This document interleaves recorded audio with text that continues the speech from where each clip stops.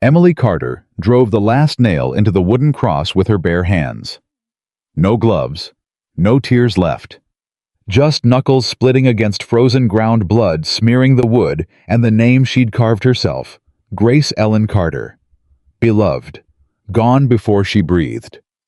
She stood over that tiny grave until the wind turned savage and the first true snowflakes of the season hit her face like punishment. Then she picked up her saddlebag, turned her back on the only home she'd ever known, and walked straight into the blizzard.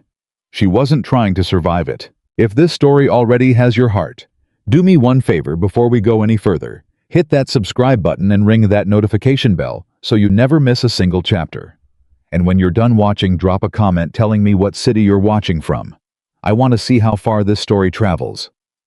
Now let's go back to Emily and to the night that changed everything. The horse didn't want to go forward.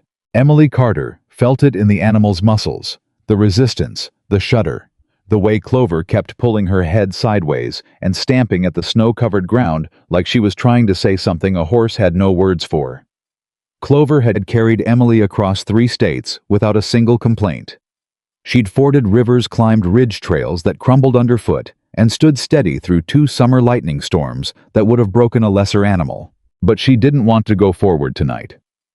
"Come on, girl," Emily said, and even she could hear how hollow her voice sounded, like something that had given up pretending to have weight.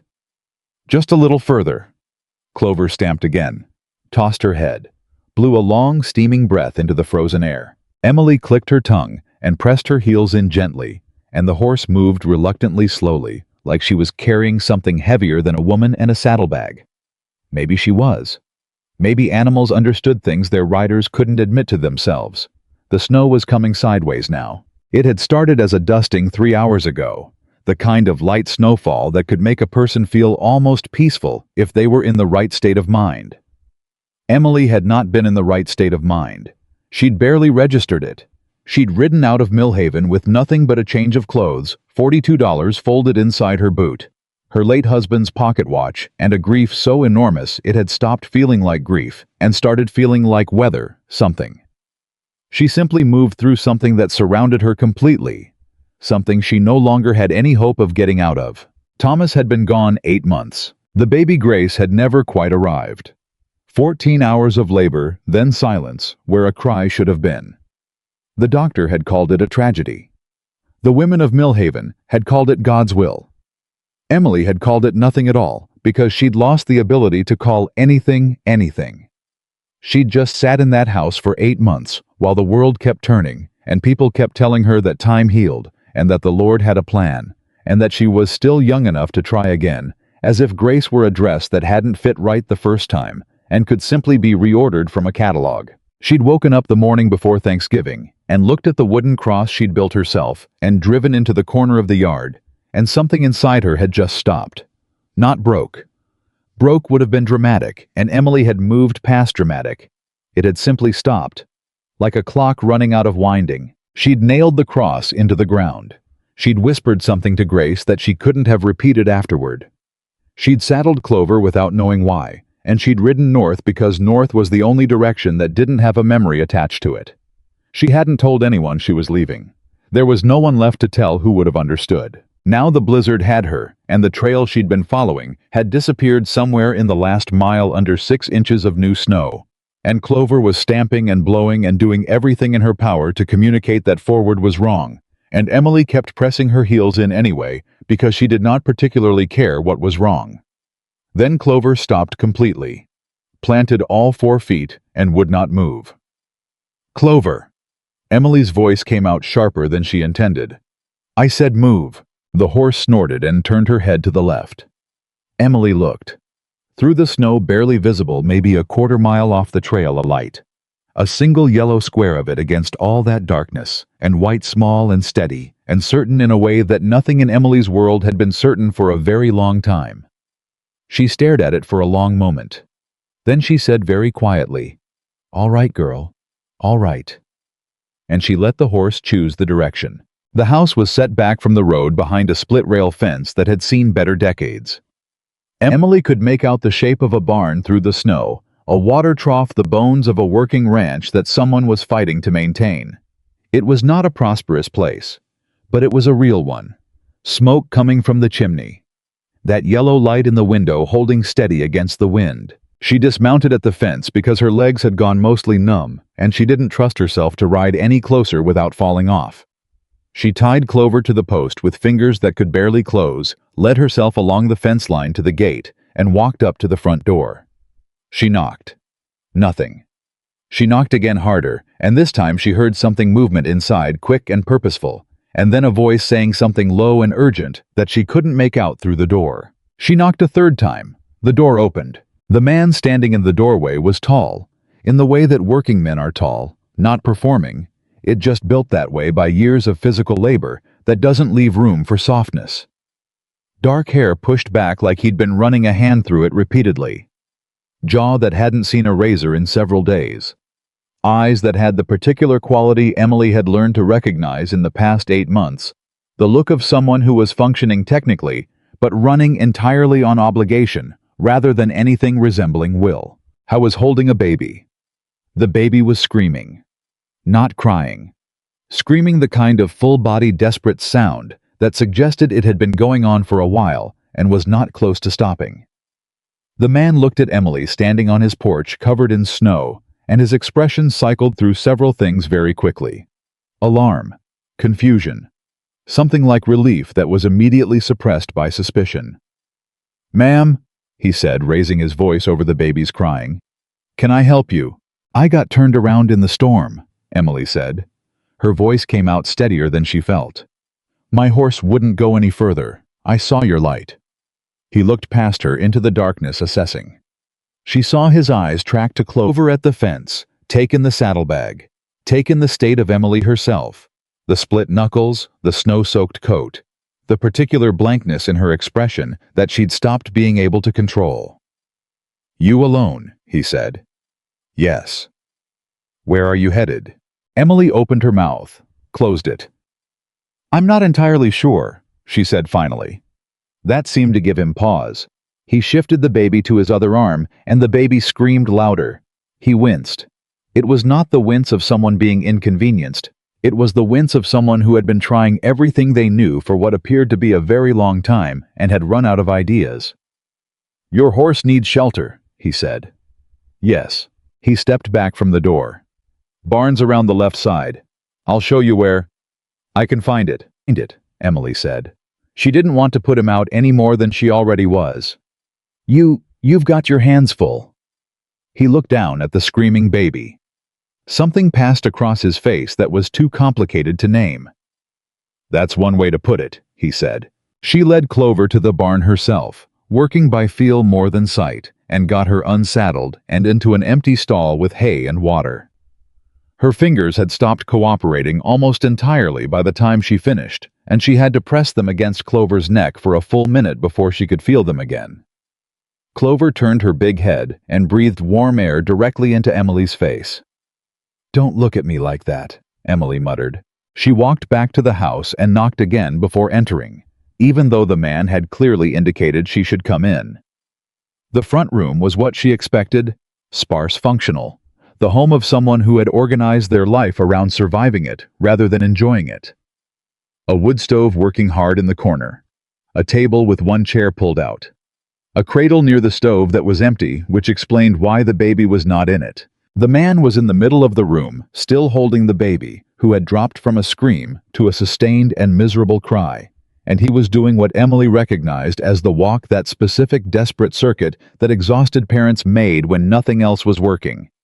The walk that said, "I don't know what else to do, and I am afraid to stop moving." He looked up when she came in. "Daniel Walker," he said. This is Lily. Emily Carter." She set her saddlebag by the door and pulled off her coat, hanging it on the hook beside his. "How long has she been crying?" "Since about 4 this afternoon." Emily looked at the clock on the mantel. It was 9:30. 5.5 hours, she said. "Give or take." He kept walking. "She won't eat, won't sleep. I've checked everything I know to check. She doesn't have a fever. Nothing's I don't know what's wrong with her." He said the last sentence very quietly and very carefully, in the way people said things they were terrified of. Emily stood still for a moment. She had not held a baby in a year. She had told herself she would not hold a baby again for as long as she could avoid it, because she knew exactly what it would do to her, and she was not equipped for it. She had been very firm about this with herself. She crossed the room and held out her arms. Daniel Walker looked at her. "Give her to me," Emily said. He hesitated just a beat, the reasonable hesitation of a man handing his infant daughter to a stranger who had appeared out of a blizzard 20 minutes ago, and then he transferred Lily into Emily's arms. Emily settled the baby against her chest, the baby's head against her shoulder, and she began to move. Not the desperate circuit Daniel had been walking. Something different, a slight sway, rhythmic, unhurried. Her hand spread flat against Lily's back, pressure and motion, and the particular quality of stillness that Emily had carried in her chest for a year without knowing what to do with it. She didn't sing. She just held. And within 3 minutes, Lily stopped crying, not all at once. In stages, the screaming became crying. The crying became hiccuping. The hiccuping became the deep shuddering breaths of a baby coming back from the edge of some private distress, and then she was quiet and heavy, and her small fist was curled around the collar of Emily's shirt. The silence in the room was profound. Daniel Walker stood in the middle of his own house and stared. "How did you?" he started. "She was overtired," Emily said, her voice low and even. "Sometimes they get so worked up they can't find their way back down. You have to be steadier than they are." He kept staring. Something moved across his face. Relief, yes, but underneath that something raw and bewildered that he didn't seem to know was showing. "I've been walking her for 5 hours, he said. "I know."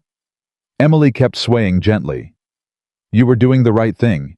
You were just too scared to be steady." He flinched. Not as if she'd been cruel, as if she'd said something true. "I'll take her back," he said. "When she's not quite asleep yet." Emily moved to the rocking chair by the stove, sat down, continued the sway and hold. "Give her a few more minutes." Daniel Walker stood in the middle of his kitchen, looking like a man who didn't know what to do with his hands for the first time in his life.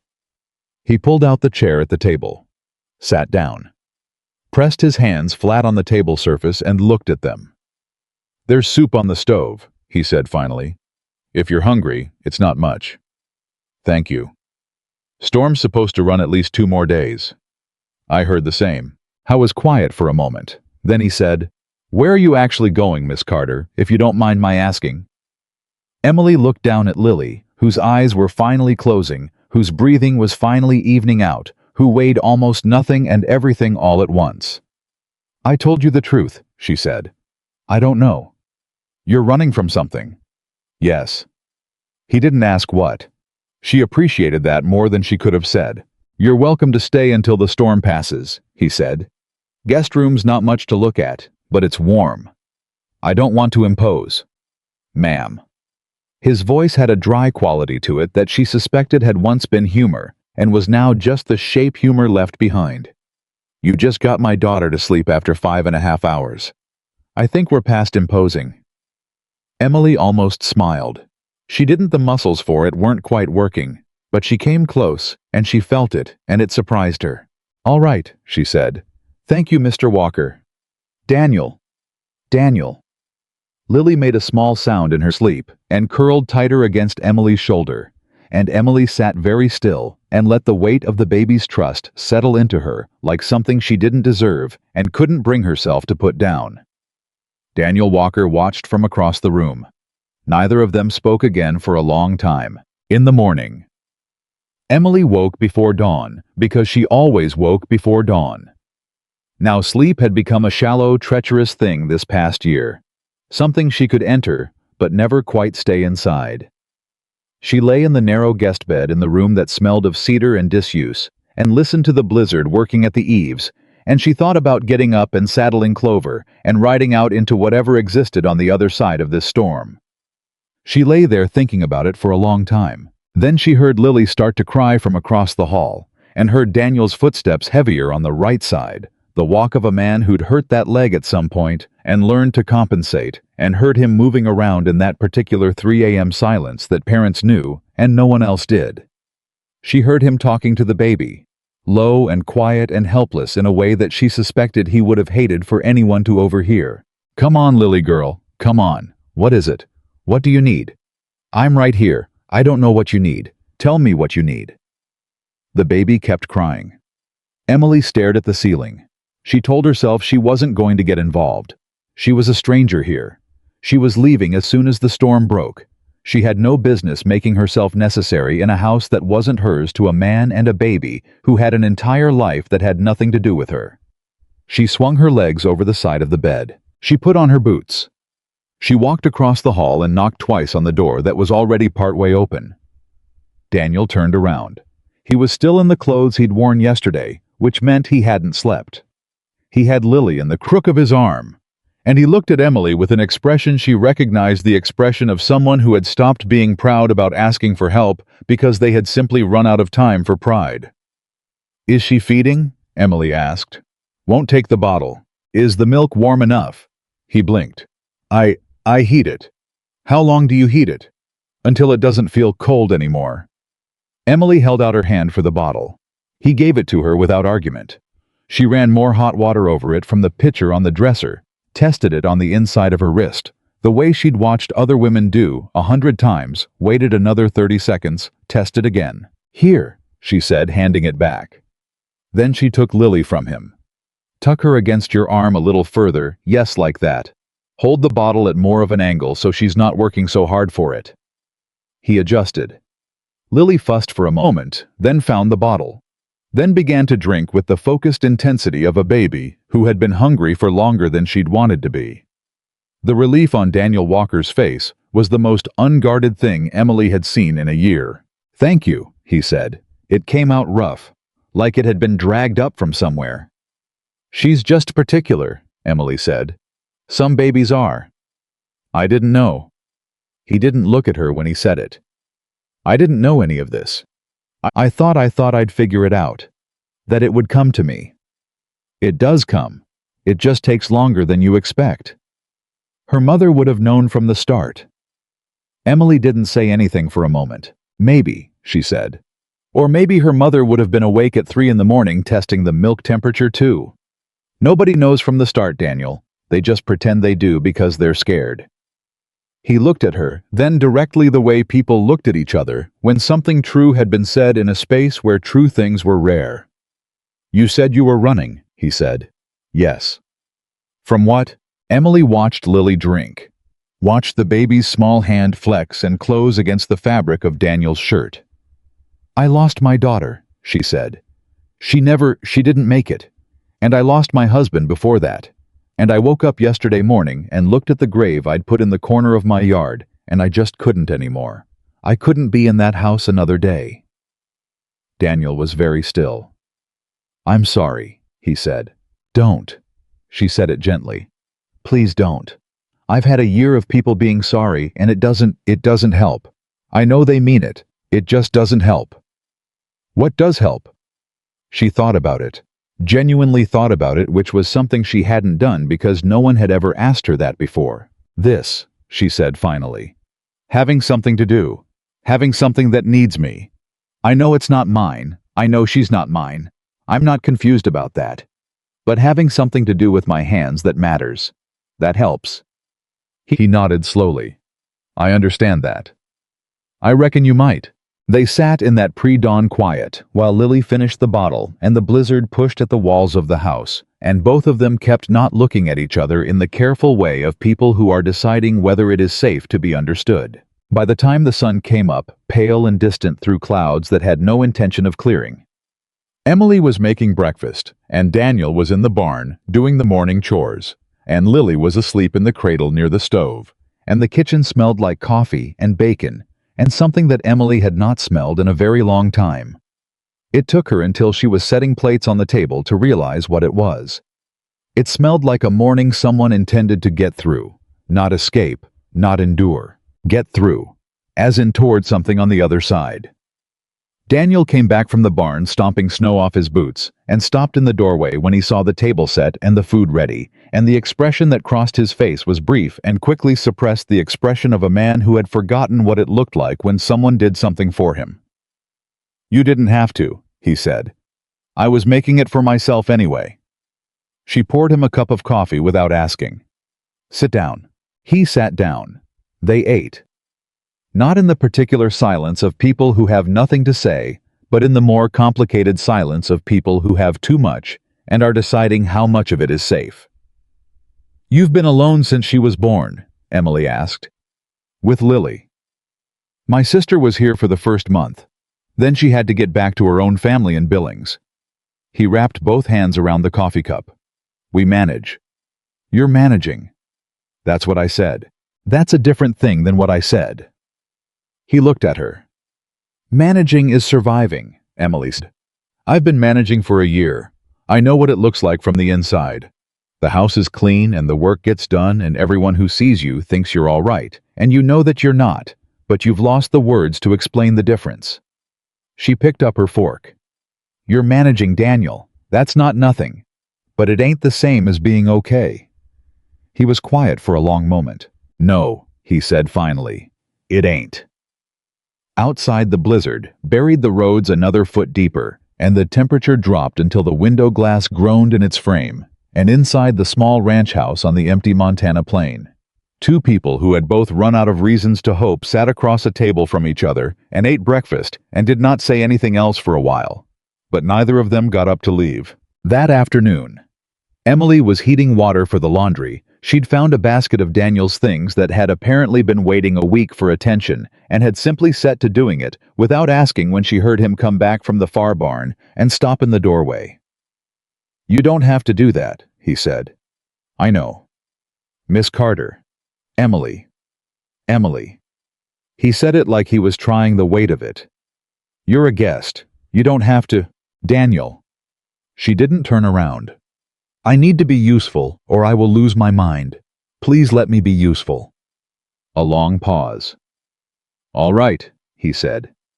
He came inside and took off his coat and gloves and hung them up, and then he sat at the table and began cleaning the rifle he'd brought in from the barn, and they worked in the same room without talking, and Lily slept in her cradle between them, and the blizzard did not relent. Late in the afternoon, when the light was going gray, and early outside, Lily woke up, and Emily went to the cradle without thinking, and picked her up and carried her to the window and held her there while she showed her the snow coming down.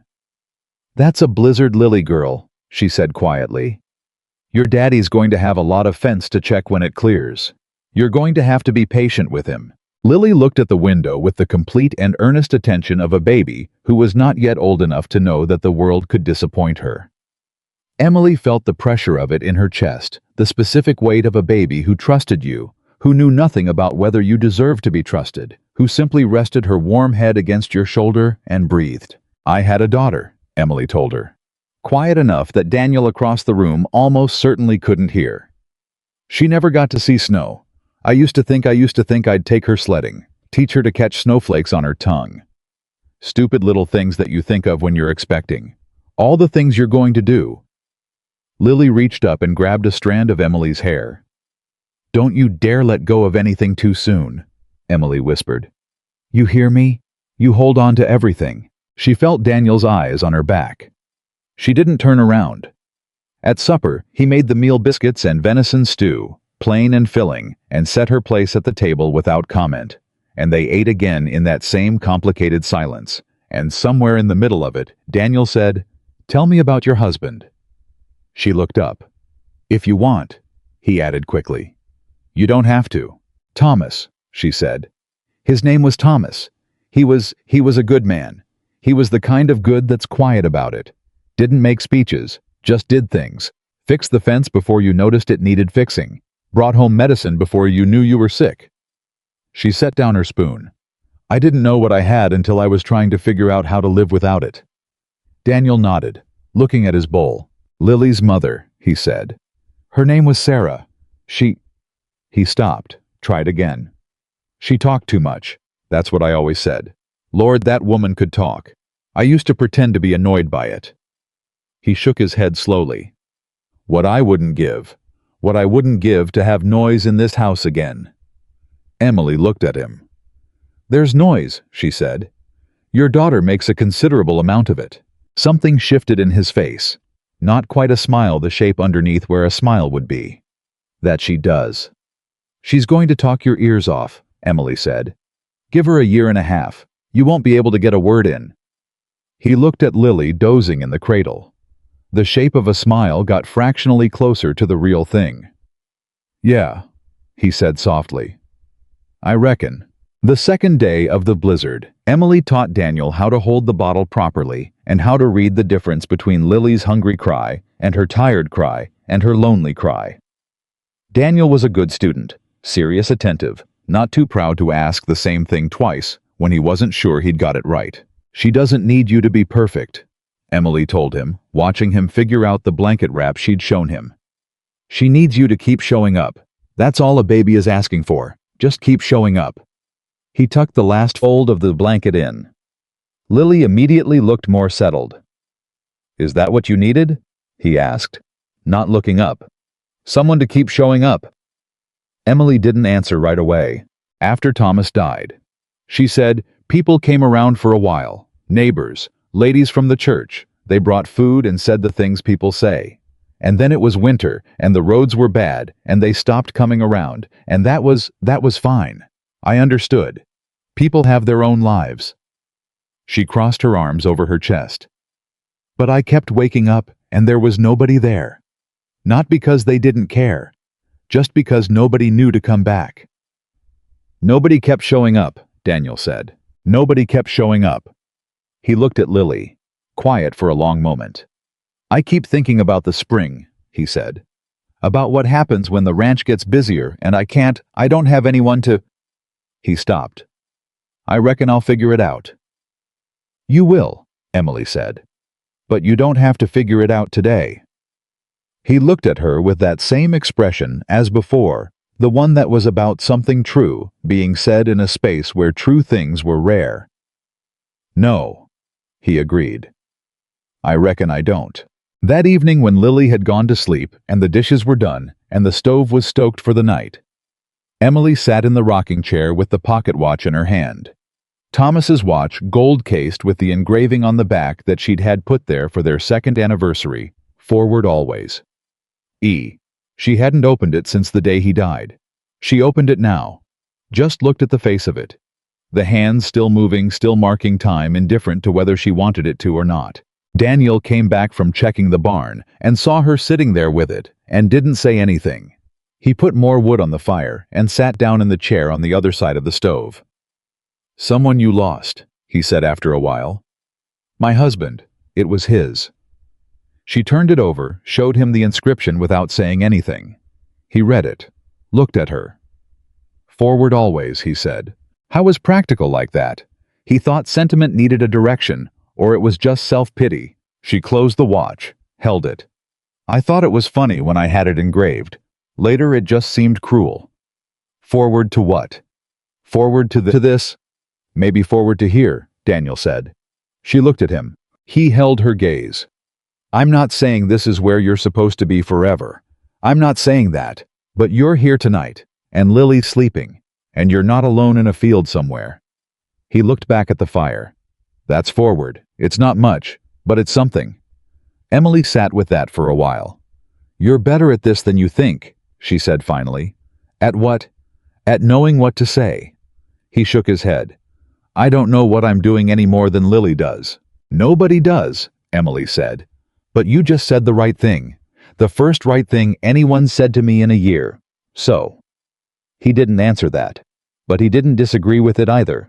The blizzard pressed against the house, and the fire burned low and rebuilt itself and burned low again, and the night passed in that particular quality of quiet that only comes when a storm has sealed you inside somewhere, and the rest of the world has ceased to have any claim on you for a while, and Emily sat in the rocking chair with Thomas's watch in her hand, and felt for the first time in a year that she was somewhere instead of nowhere. She didn't know what to do with that yet, but she let herself feel it.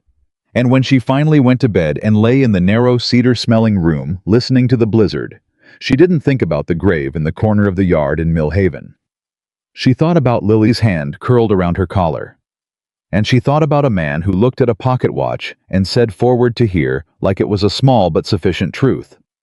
And she thought that maybe, just maybe, small and sufficient was more than she'd had any right to expect. She did not think about what would happen when the storm cleared. Not yet. Not tonight. Tonight she let herself be where she was. And she slept for the first time in a year past dawn. She slept past dawn. That was the thing that hit her first. When she opened her eyes, the light was wrong. Too bright, too high.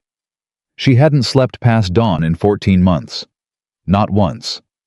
Her body had rewired itself in the weeks after Thomas died, jolting her awake in the gray hours before sunrise, dropping her into consciousness, like a stone into cold water, leaving her lying in a silence that pressed down on her chest until she got up just to prove she could still move. But this morning she had slept past dawn. She lay still for a moment and listened. The blizzard was quieter. Not gone, she could still hear it working at the corners of the house, but it had dropped from a roar to a steady push, the kind of storm that had settled into itself and decided to stay a while without making a spectacle of it. She heard the wood stove ticking. She heard from somewhere in the house the low sound of Daniel's voice, and underneath it, almost buried, the small sounds of Lily awake and not yet crying. She got up, pulled on her clothes, walked out into the hall. Daniel was sitting in the rocking chair by the stove with Lily against his chest, talking to her the way she'd heard him do it before, low and quiet and slightly helpless, except that this morning there was something different in it. He'd gotten the blanket wrap right.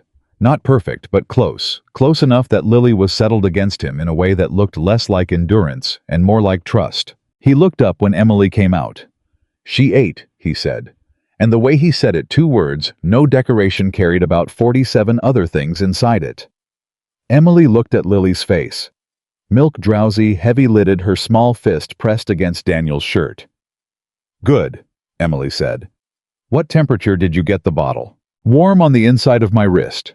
He said it the way a man repeated back something he'd committed to memory because he understood it mattered. "Waited an extra 30 seconds like you said." And she took it. First try. Emily went to the stove and poured herself a cup of coffee from the pot he'd already made.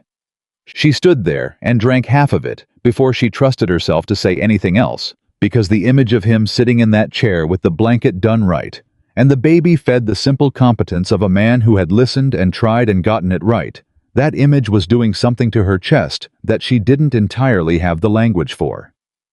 "You should have woken me," she said finally. "You needed the sleep. That's not your call to make." He looked at her, a long, level look. "No," he agreed. "I reckon it ain't. Won't happen again." She nodded, poured more coffee, set a second cup on the table in front of his chair without being asked. He looked at the cup, then at her. He picked it up and drank and didn't say thank you, and she appreciated that the way some people could accept a thing without making a ceremony of it, the way that accepting something gracefully was its own kind of grace. Outside, the blizzard continued its steady, patient work. It was the second full day. The morning went the way the previous morning had gone, except with less strangeness in it, as if the house had recalibrated itself around 3 people instead of 2, and was simply proceeding on that basis. Daniel did the barn chores. Emily made breakfast. Lily slept and woke and ate and slept again in the cradle near the stove. The routine had a shape to it that neither of them had named, because naming it would have required acknowledging that it was a thing, and neither of them was ready for that. Around mid-morning, Emily was at the table with Lily in her lap when the baby grabbed her finger and held on with that absolute infant conviction, the grip that understood nothing about the world except that it wanted to hold on to whatever it had found. Emily looked down at that grip for a long moment. "She likes you," Daniel said from across the room. He was mending a piece of harness leatherwork he'd brought in from the barn, practical, something to do with his hands. "She likes warmth," Emily said. "She can tell the difference. Babies can't." "Emily." His voice was patient. "She screamed for 5.5 hours before you got here. She's been quiet most of 2 days since. She can tell the difference." Emily didn't have an answer for that. She looked back down at Lily's grip on her finger. "Don't," she said quietly. "Don't what?" "Don't make it mean something it doesn't." He set down the harness. "What does it mean?" "She needed someone. Anyone steady would have done." "Is that what you tell yourself?" The question landed harder than he probably meant it to. She felt it in her sternum, the particular accuracy of it, the way a true thing hit differently than a kind thing. "Daniel," she said, "I'm not trying to—" He picked the harness back up. "I just think you sell yourself short, that's all. You don't have to answer it." She didn't answer it. But she didn't put Lily down either. That afternoon was when things shifted the first time. She was heating water on the stove more laundry because it turned out a ranch with an infant generated a genuinely remarkable amount of laundry, and Emily found that she minded this not at all when she knocked the pot handle and caught it before it could fall and burned her palm in the process. She didn't cry out. She pressed her lips together and set the pot down carefully and turned to the water basin and plunged her hand in. And that was when Daniel came in from checking the livestock water and saw her standing at the basin with her jaw tight. He crossed the room in 4 strides. "Let me see." "It's nothing." "Emily." He said her name the way you said a name when you were done negotiating. He took her wrist gently, firmly, not asking, and turned her hand over in his. The burn was across the meat of her palm. Red, serious, the kind that would blister by tonight. He didn't say anything. He went to the cabinet and came back with a tin of salve and a strip of clean cloth, and he stood there and applied the salve with the careful attention of a man who'd learned field medicine the hard way and knew what he was doing. His hands were rough, but his touch was precise, and he didn't rush, and he didn't talk, and Emily stood still and let him do it. "I can do that myself," she said, mostly because she felt like she was supposed to. "I know you can." He tied off the cloth. "Doesn't mean you have to." She looked at her wrapped hand, then at him. How was closer than he'd been before, in the way that tending to an injury required closeness without making a choice of it. She could see the lines at the corners of his eyes, the gray that was starting to come into his hair at the temples, the specific exhaustion that lived below his surface like groundwater present everywhere, not visible until you knew to look. "Thank you," she said. He stepped back.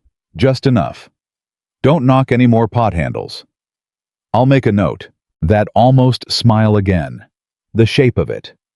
She was getting better at reading his face, the economy of it, the way he felt things in small increments rather than large ones, the way the feelings were all there, just stored somewhere deeper than most people kept them.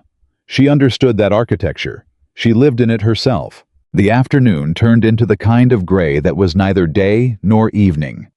The blizzard holding everything in suspension, and Daniel came in from his last outside check, and Emily had supper on the table, not the soup she'd planned because she'd found better ingredients than she'd expected in his cellar.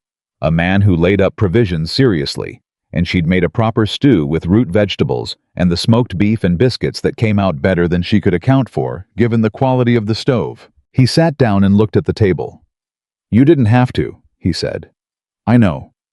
I feel like I keep saying that." "You do." He picked up his fork. "I'm not good at being—" He stopped, started again. "I've been alone long enough that I forget how to have someone else in the house. How do I keep feeling like I should be offering something, pulling some weight, and instead you're cooking my supper and minding my daughter and— You saddled my horse when you checked the barn this afternoon," Emily said. He looked up. "I saw you through the window," she said. "You checked her water and her feet and you rebedded her stall. You didn't say anything about it." A pause. "She seemed uncomfortable," he said. "She was. I was going to get to it this evening." Emily met his eyes. "You pulled your weight, Daniel. You just didn't announce it." He looked at his food. "Thomas used to say that the people who needed to tell you they were helping weren't really helping," Emily said. "The people who were actually helping were too busy to mention it." Daniel was quiet for a moment. "He sounds like he was a good man." "He was the best man I knew." She said it without flinching, which was new. For months the sentence had been impossible to complete out loud. "I think you would have liked each other." "Yeah." He didn't have much patience for talking either. "You would have gotten along fine." Daniel made a sound that was unmistakably a short laugh. Just a breath of one. But real. Emily felt something shift in her chest, small and tentative, like a door that had been stuck for a long time and had just moved an inch. She didn't push it, but she noticed it. After supper with Lily, asleep and the dishes done, and the stove stoked, and the blizzard doing its patient work outside. Daniel sat at the table with a glass of whiskey and didn't offer her any, and then caught himself and looked up. "I've got—" "No, thank you." He nodded, turned the glass in his hands. "Can I ask you something?" he said. "You can ask." "When you left, when you rode out into the storm, what were you actually thinking? Where you were going?" Emily considered the question. "I wasn't thinking about where," she said. "I was thinking about whether. Whether I was going to keep going, or whether I was going to stop somewhere in the snow and let the cold make the decision." He went very still. "Emily, I'm telling you the truth because you asked me directly. I wasn't fully decided. I hadn't made up my mind. I just knew I couldn't be in that house one more day, and I didn't particularly care what happened after that." She looked at her wrapped hand on the table. "And then Clover stopped and I saw your light, and I thought there's a reason. Maybe there's a reason. I'm going to see what it is." The silence was different after that. Daniel set down his glass. He looked at her for a long moment, not with pity, which she would have hated, and not with horror, which would have been worse, with the particular expression of someone who understood something they wished they'd understood sooner. "I had a night like that," he said, "about 6 weeks after Lily was born. She'd been crying for hours, and I'd run out of everything, every resource I had. And I stood on the front porch in the October cold, and I looked out at the dark, and I thought I could walk into that. I could just walk out there and keep going. And I thought about it for maybe 10 minutes. He picked up his glass again, didn't drink. And then she cried again, and I went back in." Emily looked at him. "She called you back," she said. "She didn't know she was doing it." "It doesn't matter if she—" Emily's voice was steady. "She called you back, and you went.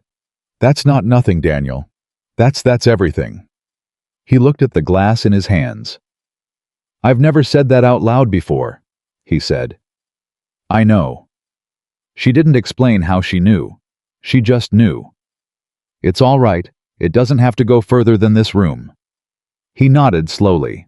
Outside the blizzard made a sound like the whole world turning over in its sleep. "You went back in for her," Emily said. "And I saw your light and I came to the door. Maybe that's what surviving looks like sometimes.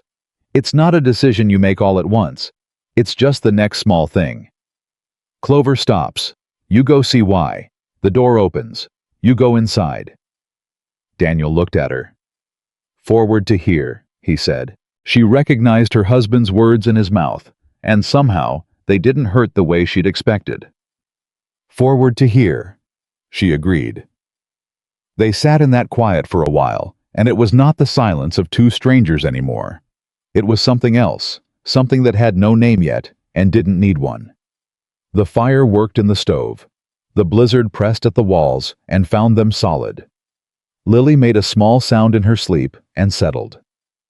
It was late when Emily finally stood to go to bed. She was at the hallway when Daniel said her name. She turned. He was still at the table. He'd turned the glass over empty now and was looking at it. "I'm glad you saw the light," he said. She stood in the hallway entrance for a long moment. "So am I," she said. She went to bed. She did not sleep for a while. The third morning of the blizzard arrived with a change in the light that everyone who'd lived through Montana winters recognized, a particular quality of the white outside the windows that suggested the storm was not ending, but was entering a new phase, settling from violence into insistence. The wind had dropped. The snow was still coming. But the house was no longer under siege. It was simply encircled. Emily dressed and came out and found Daniel already back from the barn, and Lily awake in the cradle, eyes open and tracking movement with the focused interest of a baby who was discovering that the world contained things worth watching. "Storm's shifting," Daniel said. "Might break by tomorrow, might not." "Does it matter?" Emily asked. He looked at her. "My horse is warm and fed," she said, and went to put the coffee on. He sat at the table while she made breakfast and didn't pretend to have something to do in the barn. He just sat there, and Lily was in his arms, and he was holding her the way Emily had shown him, tucked, correctly supported, right, the grip of a man who had stopped being afraid of the fragility and started trusting himself with it. She noticed. She didn't say anything about it. Halfway through the morning, Lily was fussing again, not crying, just that low-grade discontent that could tip either direction, and Emily picked her up and walked with her to the window and started doing the sway and hold, and she found herself talking. Her name was Grace, she said.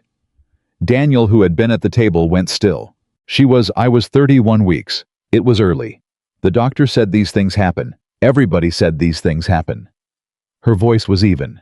She'd told herself this story enough times that she could tell it without breaking, at least for a while. Thomas was holding my hand the whole time. He didn't flinch once. And when it was over, and when they told us, he didn't say anything for about 20 minutes, just held my hand. And then he said, "We're going to be all right. It's going to take a while, but we're going to be all right."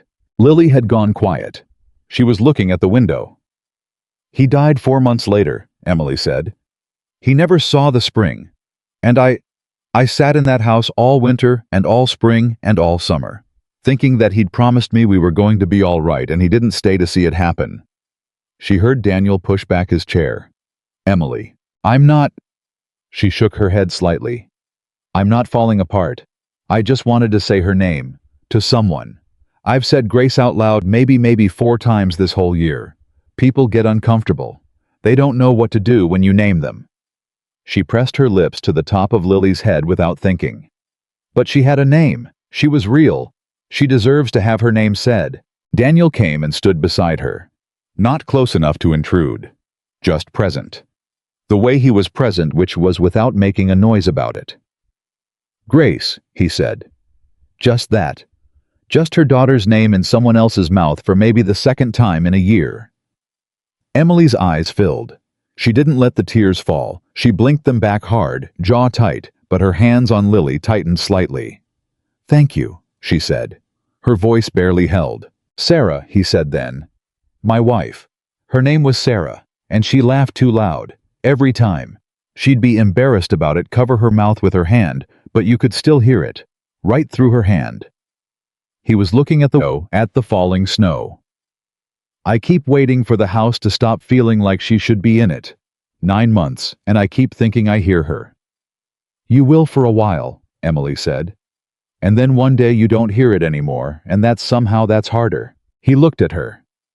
"I know," she said quietly. "It doesn't seem like it would be. But it is." He nodded slowly, like she'd confirmed something he'd been afraid to think. They stood at the window together, not touching, not close, just occupying the same space, with the same weight of loss between them, and Lily in Emily's arms looked at the snow with her clear, untroubled eyes. That was the second time things shifted. Lunch was quieter than breakfast had been. Not uncomfortably. Just the quiet of 2 people who had said things that couldn't be unsaid and were making room for them. Emily made cornbread and warmed the rest of the stew and set it on the table, and Daniel ate like a man who'd remembered that eating was something you did for reasons beyond fuel. "You cook like someone who's fed people," he said, not a question. "Thomas had a large appetite," she said, "and he'd invite people home without warning. I learned to make things that could stretch. I keep burning everything. You're distracted when you cook. I'm always distracted. When Lily's older, she can sit in the kitchen with you, give you something to talk to while you're at the stove. It helps." Emily looked up. "My mother used to talk to me the whole time she cooked. I didn't understand half of what she said. I was too small, but it kept her calm, and I liked the sound of it." He was watching her. "What?" she said. "Nothing." He looked at his bowl. You know things. About how to make a life work. You know a lot of things about how to make things work, and you keep using the past tense for all of them, like you're done knowing them." The observation was so precise it took her a moment to locate a response. "They don't feel like they belong to me anymore," she said finally. "The things I knew. They feel like they belong to a version of me that doesn't exist. But the knowledge is still there. It doesn't do me much good. It did Lily good." He said it plainly without weight on it, just as a fact. "It did me good. So whatever version of you carried that knowledge, it matters that she came to this door." Emily set down her spoon. She looked at him for a long moment, at the serious, weathered face. the eyes that watched the world with a precision that missed very little. The man who said things plainly because he had learned that ornamented words cost too much. "You're going to make me cry," she said, "and I have a real objection to crying." That surprised something out of him. A real laugh this time, short and genuine, and it changed his face completely. Made him look briefly like the man he'd been before the weight settled on him. "Noted," he said. She picked her spoon back up, ate, and she was fighting a smile, actually fighting it, the muscles of her face doing something they hadn't done in a year. She won, mostly, but it was close. The afternoon brought the first real test. Lily had been fine all morning, better than fine, alert and fed, and engaging with the world, with her small, serious attention. But around 2 o'clock, she began to fuss, and the fussing escalated quickly, and when Emily checked her, she found what she'd been half watching for the baby was warm. Not burning, not the dangerous heat of a sick infant, but elevated enough to mean something was starting. She brought Lily to Daniel, who was mending the second piece of harness. "She's running warm," Emily said. He looked up immediately and took the baby, put his cheek against her forehead, and she watched his face change, watched the color drop out of it, and the old terror come rushing back, like water through a broken dam. "How warm?" His voice had changed. "Not dangerously. She's not sick yet. But we should watch her. What do we—" He was already on his feet, holding Lily against his chest, his jaw locked. "What do we do? What does she need?" "Daniel." Emily put her hand on his arm. He stopped. "Look at me." He looked at her. His eyes were doing something frightening, that particular blank quality that was fear so large it had stopped looking like fear. "She's warm," Emily said clearly. "That's all we know right now. Babies run warm sometimes. It doesn't mean—" Her mother had a fever. The words came out flat and terrible. At the end, it started slow. They said it was nothing. And then, "This is not that," Emily said, hard and certain.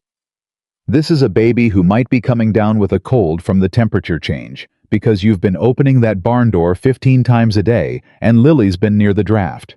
This is not what happened to Sarah." He stared at her. "I need you to stay with me right now," Emily said. "I need you here. Can you do that?" A long pause. She could feel the tremor in his arm through her hand on it. "Tell me what to do," he said. "We're going to keep her warm, but not too warm. Strip the extra blanket. Keep her against your chest where she can hear your heartbeat. It helps. We're going to watch her. We're going to take it 1 hour at a time. And you are going to talk to me out loud every time you feel the fear getting too big. You don't carry that alone in this house. You hear me?" He swallowed hard. "I hear you," he said. "Good." Emily released his arm. "Sit down. Hold her. I'm right here." He sat. He held Lily against his chest, and Emily pulled the other chair up close and sat beside him, and they watched the baby together, and it was nothing like what had happened to Sarah. Emily was certain of that.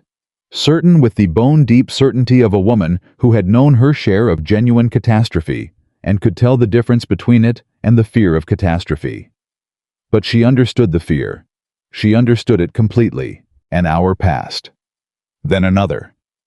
Lily fussed and drowsed and fussed again, the low-grade misery of an infant who felt unwell and had no vocabulary for it beyond sound. Daniel held her the whole time. Not the desperate circuit walking of the first night, but something different. A contained, purposeful stillness. A man making himself a fixed point for something small and scared to anchor to. Emily stayed. She made tea she didn't particularly want. She kept her voice steady. Every time she felt Daniel beginning to spiral back toward that blankness, she said something concrete, the baby's color, her breathing, the way she was still taking small sips of water, the things that were normal and remained normal. Around 5 in the evening, Lily's temperature leveled out. By 6, it was dropping. By 7, the baby was asleep on Daniel's chest, with the deep total sleep of an infant who had exhausted herself with discomfort and had found her way back to the other side of it. Daniel sat in the chair and did not move. "She's all right," Emily said. He had his cheek resting on top of Lily's head, and his eyes were closed, and he did not respond for a moment. Then, I know. Daniel, I know. He opened his eyes. They were bright in a way that had nothing to do with the firelight. I know she's all right. I need another minute. Take it, Emily said. He took it. She sat across from him and let him have whatever he needed, and the fire worked quietly in the stove, and outside the blizzard had gone fully to insistence rather than violence, steady and determined, committed to its work.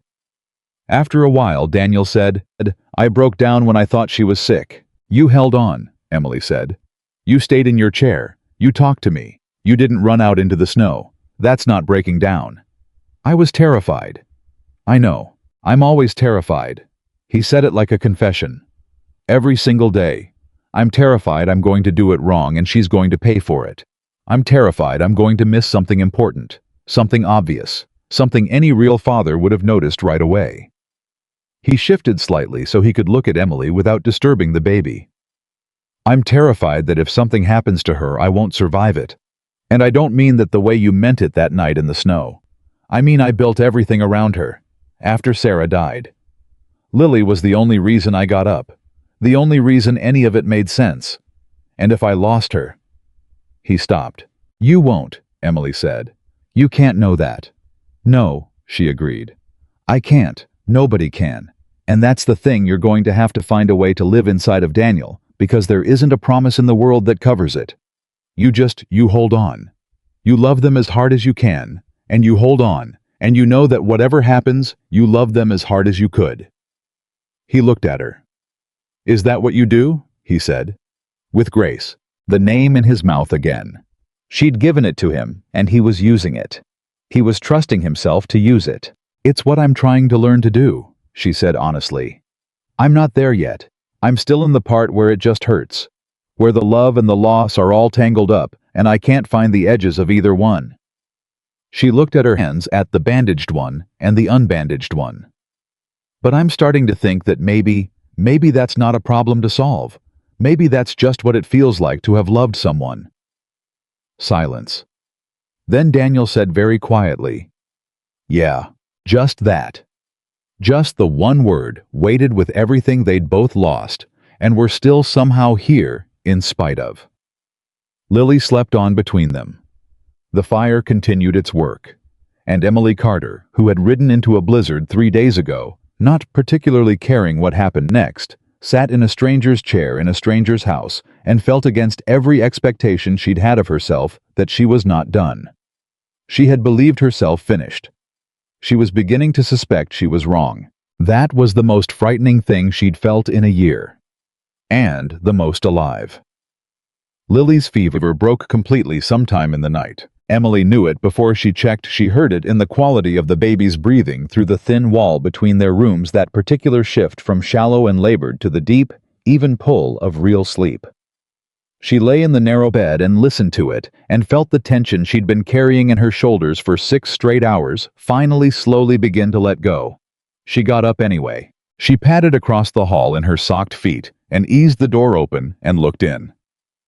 Daniel was in the chair beside the cradle, asleep, his head tipped back and his arms loose in his lap, the posture of a man who had fought to stay awake and lost. Lily was in the cradle on her back, both fists raised beside her head in that instinctive infant surrender, her chest rising and falling with steady, uncomplicated ease. Emily stood in the doorway for a moment and just looked at the two of them. Then she pulled the door most of the way closed and went and put coffee on because someone was going to need it, and it might as well be ready. Daniel came out 20 minutes later, moving the way people moved when they'd slept in a chair, carefully, like their body was filing a formal complaint. He stopped when he smelled the coffee. He looked at Emily at the stove. She's better, he said. Completely, Emily said. Check her yourself if you need to, but she's better. I went back to check. She heard the small sounds of it, his footsteps, the particular quiet he moved with when Lily was sleeping. Then he came back out, and the look on his face was the wrung-out, boneless relief of a man who had been braced for the worst for 8 straight hours and had just been told he could stand down. He sat at the table and put his face in his hands. Emily set a cup in front of him. She didn't say anything. After a moment, he dragged his hands down his face and picked up the cup. "I owe you," he said. "You don't." "Emily." "You don't," she said again firmly and without softness. "What I did last night was not— You don't put a tab on that, Daniel. That's not how that works." He looked at her. The morning light was thin through the window, the blizzard still running outside, and he looked like he hadn't slept in a week, and something about the rawness of him. In this particular moment, the defenses down, the pride packed away somewhere out of necessity, made her look away first. "All right," he said quietly. "All right." They drank their coffee. The morning had a different texture than the ones before it. Something had shifted in the night, some threshold crossed, that neither of them could have mapped precisely the way you couldn't always say exactly when twilight became dark, only that it had. They moved around the kitchen with a familiarity that shouldn't have existed yet, a calibrated awareness of where the other person was, the small adjustments people made when they'd learned the shape of someone else's presence. Daniel made the biscuits. Emily watched this without comment. He was bad at it. The dough was too thick, and he knew it. She could see it in the set of his mouth, the slight frustration of a man who'd been doing something wrong for months and hadn't quite figured out where the error was. "More flour," she said. "I put flour." "More. And you're working it too hard. It's biscuit dough, not fence post." He gave her a look. "I'm just saying." He added flour. He worked it less. The biscuits that came out of the oven were not perfect. They never were. The first time you corrected a bad habit, but they were better, and he ate 2 of them with the satisfaction of a man who had improved a thing. "Better," Emily said. "Passable," he said. "High praise from a Montana rancher." He looked at her. "You've known me 3 days." "I know you well enough." Howe was quiet for a moment, turning his cup in his hands. "Yeah," he said slowly. "I reckon you do." That landed somewhere neither of them acknowledged directly, and they finished breakfast in that charged, careful silence. And Lily woke up with a full-throated announcement of her morning displeasure, and Daniel got up and got her without hesitation. No panic, no long moment of preparatory bracing, just got up and went to her, and came back with her tucked in the crook of his arm, and she quieted almost immediately. Emily noticed. She didn't say anything about that either, but she noticed. Mid-morning brought the first surprise of the day. Daniel came in from what should have been a quick check on the far livestock tank, a 20-minute trip at most, and he'd been gone nearly an hour, and when he came through the door, his coat was soaked through and his expression was the closed-off, controlled look of a man managing bad news. "The east fence line's down," he said. "The snow weight got 3 posts. My cattle are in the creek field." Emily looked up from Lily, who was on her lap working on a bottle. "How many head be 40 give or take?" He was already pulling off the wet coat, hanging it, reaching for the spare. "If they drift too far east, they'll hit the ridge road. If someone else's stock is moving the same direction, you need to go now. Storm's still running." "I know." He paused with his hand on the spare coat. He looked at her and Lily together, and something moved across his face that he didn't fully suppress. "She's fine," Emily said. "Her color's good, she's eating, she's warm. Go fix your fence." "Emily." "Daniel." She said it the way he'd said her name 2 days ago, done negotiating, patient but final. "She is fine. I am right here. Go take care of your ranch." He held her gaze for a long moment. Then he took the coat. 2 hours, he said. "Take what you need." He hesitated at the door. And here was the thing that caught her, the thing that lodged itself somewhere below her sternum and stayed. He didn't hesitate because he didn't trust her. He hesitated because leaving them was hard. Because walking out the door and away from the 2 of them in this house was a thing he had to make himself do, and she could see him making himself do it, and the effort of it was visible on his face. He went. Emily sat in the rocking chair with Lily and listened to the blizzard and didn't examine what she'd just seen too carefully, because examining it would have required deciding what it meant, and she wasn't ready for that particular reckoning. Lily finished the bottle and fell into the drowsy semi-sleep of a fed baby, warm and heavy and trusting. Emily rocked her and looked at the fire and thought about the fence Daniel was fighting out in the snow, and found herself tracking the time in a way she hadn't tracked anything in a year. He was back in an hour and 40 minutes. He came in stamping snow and was cold through to the bone. She could tell by the way he moved, stiff jaw, tight fingers, not entirely cooperative with his bootlaces. And she got up without a word and brought the coffee pot and poured it and set it close to the stove, where the cup would stay warm, and set a bowl of the soup she'd kept on the back burner in front of the chair nearest the heat. He sat. He ate. He wrapped both hands around the coffee cup. "Got all 40 back in the near field," he said. "Improvise 2 posts. It'll hold until the storm breaks." "Good." He ate more soup. Looked at Lily asleep in the cradle. "She all right?" "Perfect." He nodded, kept eating, and then he said without looking up, "Thank you for staying with her." "You don't have to thank me for—" "I know I don't have to." He looked up then. "I wanted to." She held his gaze for a moment. "You're welcome," she said. It was the first time she'd accepted one of his thanks directly, and she saw him register it, saw the slight adjustment in his expression. Something settling, something that had been uncertain, becoming less so. They were getting better at this. At being 2 people in the same house who needed things from each other and were learning slowly not to flinch from the needing. The afternoon started quietly and then detonated. Emily was putting Lily down for her afternoon sleep. She'd gotten good at the particular combination of motion and warmth that eased the baby into it, had learned Lily's specific preferences with the precise attention of a woman who had nothing else to put her precision into when she heard Daniel come in from the barn with a different quality of step. She came out of the back room and looked at him. He was standing at the table holding a piece of paper. "What is it?" she said. "Found it in my coat pocket." He held it up. "From my sister. She sent it with the supply man before the storm hit. I forgot I'd put it there." "What does it say?" He set it on the table.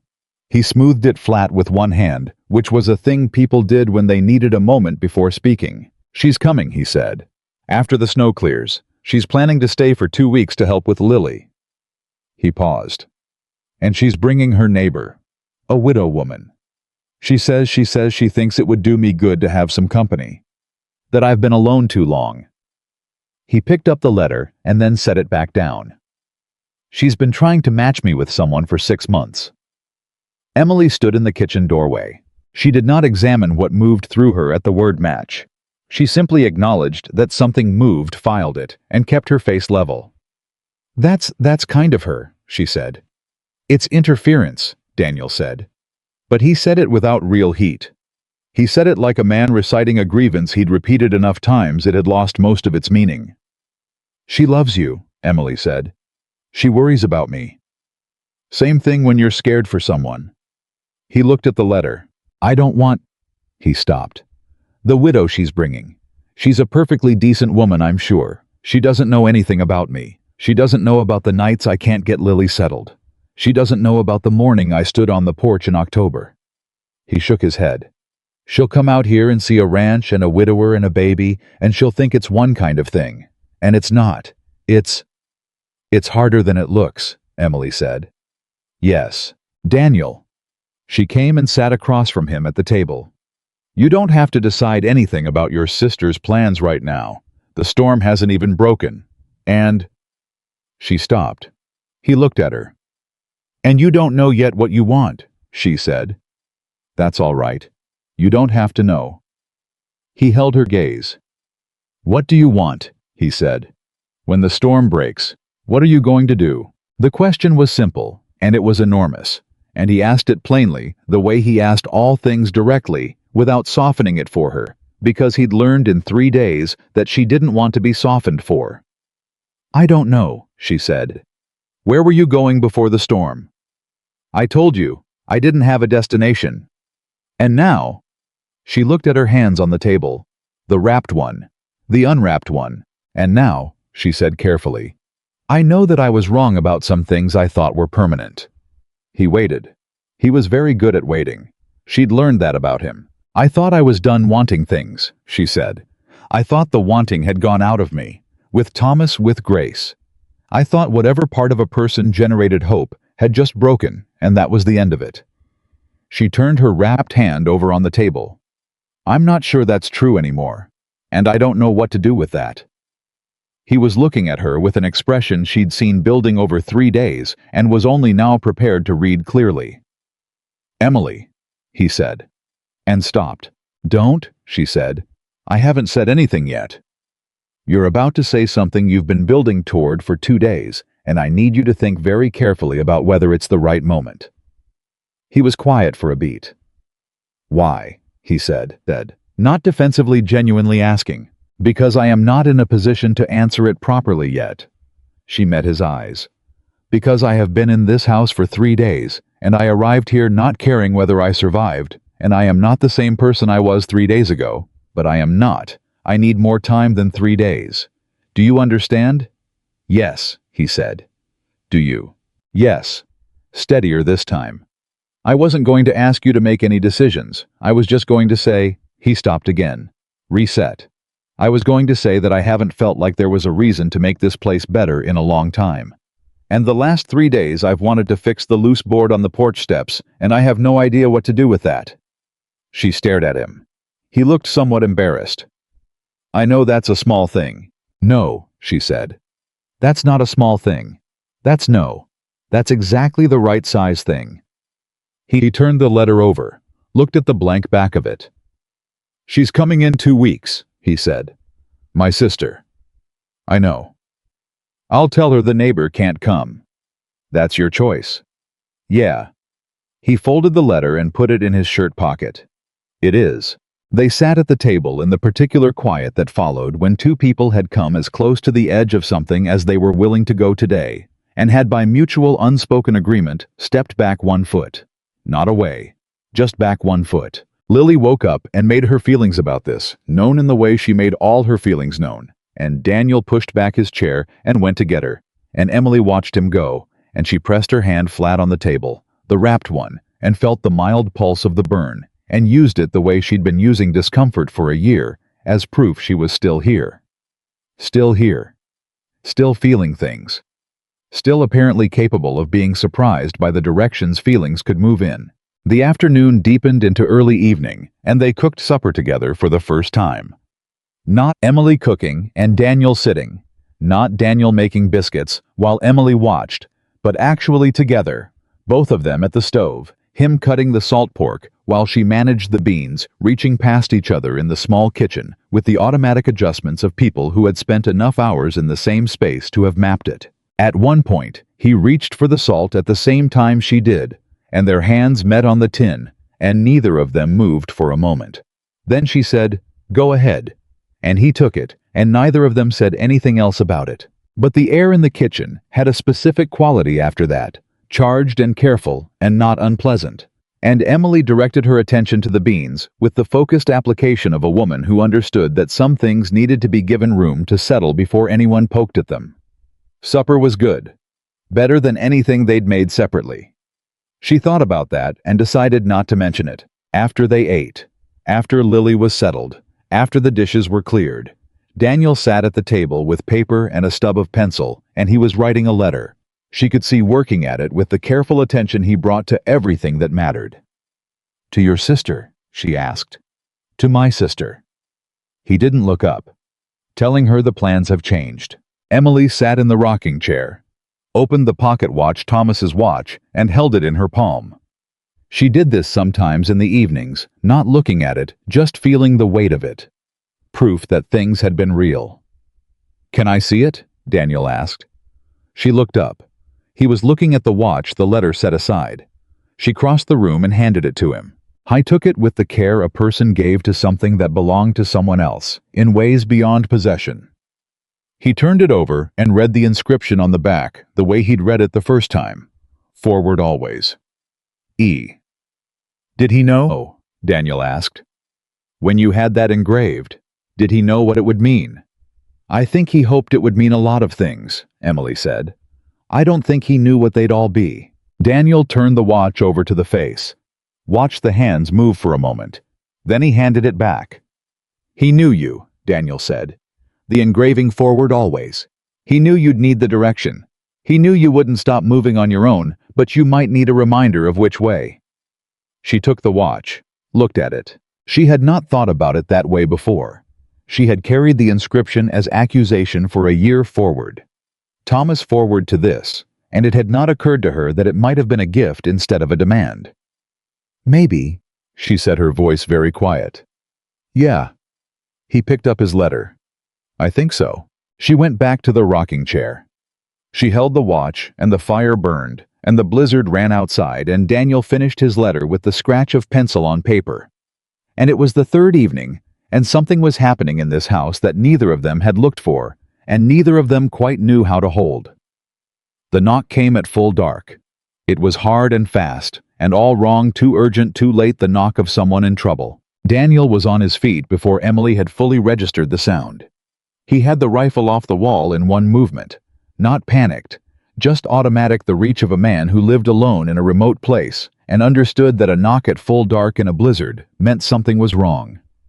He went to the door. Emily stood behind him with Lily in her arms, having moved to the cradle without quite deciding to. He opened the door. The man on the porch was old, 60 or more maybe, and he had been in the storm too long. His coat was wrong for the weather, not a ranching coat, a town coat, and it was soaked through, and he was shaking in a way that was past shivering into something more concerning. Behind him, barely visible through the snow, Emily could make out a horse standing with its head down. "Roy," Daniel said, and she heard recognition in his voice shift immediately to alarm. "Roy, what happened?" "My horse threw me." The old man's voice was working, but just barely. "Off the ridge road. I've been walking. I saw your light." Daniel took him by the arm and pulled him inside without ceremony. Emily was already moving. She set Lily in the cradle. The baby woke and complained, and she said stay in a tone that surprised even her and actually worked, and she went for blankets. She had the sense developed over 3 days of close quarters of exactly where things were in this house. Top shelf of the chest in the hall. The heavy wool ones that Daniel used for the barn. She was back in 40 seconds. She handed Daniel the blankets, and he wrapped the old man Roy and steered him to the chair nearest the stove, and Emily was already at the water basin, feeling his hands, which were the wrong color. Not black, thank God, not frostbitten past hope, but white and waxy and dangerous. "How long were you in the storm?" she asked. "I don't, maybe 2 hours, maybe more." Roy was talking through chattering teeth. "I came out from Greer's place. I know the ridge road in summer. I didn't think—" "No," Emily said. Not an accusation, just acknowledgement. She pressed her warm hands around his. "Can you feel this?" "Starting to." He winced. "Hurts." "Good. Hurting is good." Daniel crouched down in front of the old man, looking at his face, checking his eyes. "Roy, are you hurt anywhere? When the horse threw you, did you hit anything?" "My shoulder, left one." He tried to move it and went gray. "I don't think it's broke, but it ain't right." "Don't move it."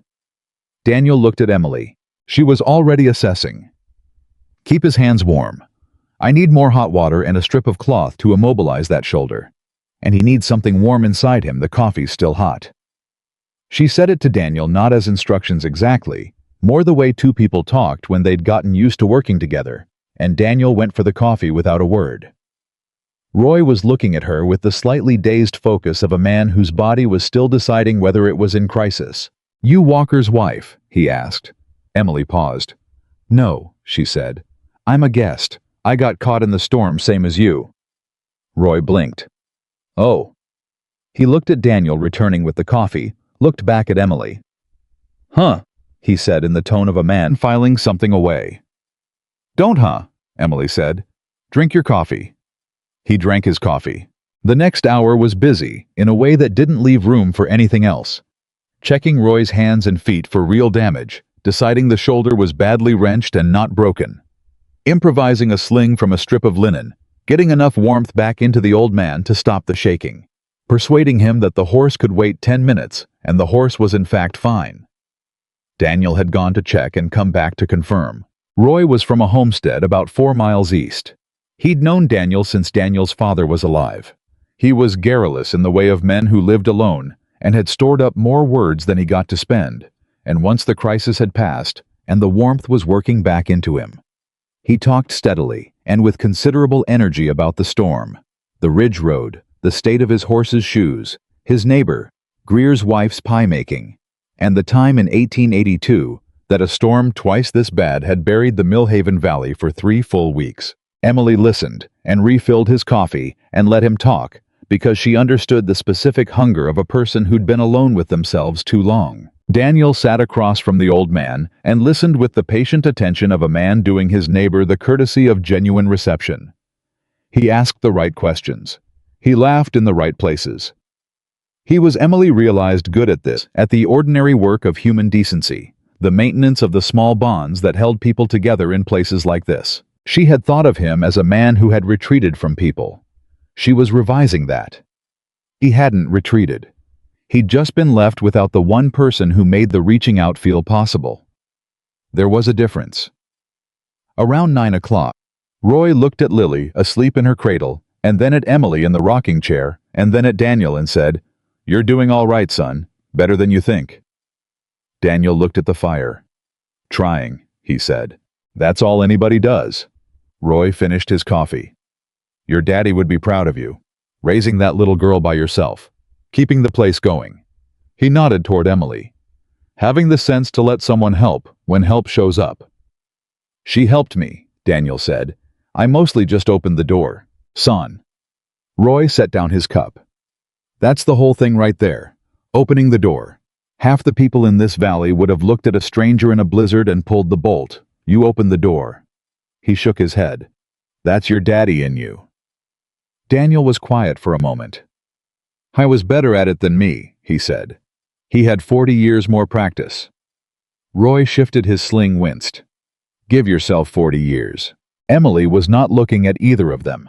She was looking at Thomas's watch, which was in her palm again, and she was thinking about opening doors, and about what it meant that she had knocked on one, and a man had answered, and what it meant that she had not in 3 days been able to make herself leave.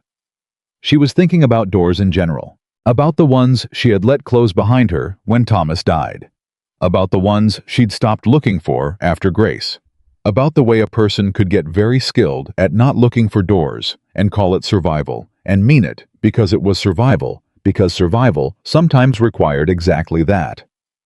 But she was also thinking about what Roy had just said. Opening the door. That's the whole thing. Daniel had opened his. And 3 days ago in the snow, Emily Carter had knocked. She hadn't known she was looking for a door, but she'd knocked. Roy slept in the guest room that night, Emily's room, and Emily slept on the settle in the front room, which was closer to the fire anyway, and comfortable enough if you folded the blanket right. She lay in the dark with the watch in her hand, and the fire settling, and the blizzard quieter, now genuinely quieter, losing its conviction at last. She heard Daniel through the wall, moving around, settling, the specific sounds of a man winding down a day. Then it was quiet. Then after a while she heard Lily stir. She heard Daniel's footsteps, heard him go to the cradle, heard him in the dark and the quiet talking to his daughter, in that low private voice. Not helpless anymore. Not the desperate negotiating of a man who didn't know what he was doing. Something else. Something that had the shape of a man who was beginning slowly and with effort and considerable ongoing terror to trust himself. "All right, Lily girl," he said. "I got you. I'm right here." The baby made a small sound. "I know," he said. "I know. Come on." Quiet.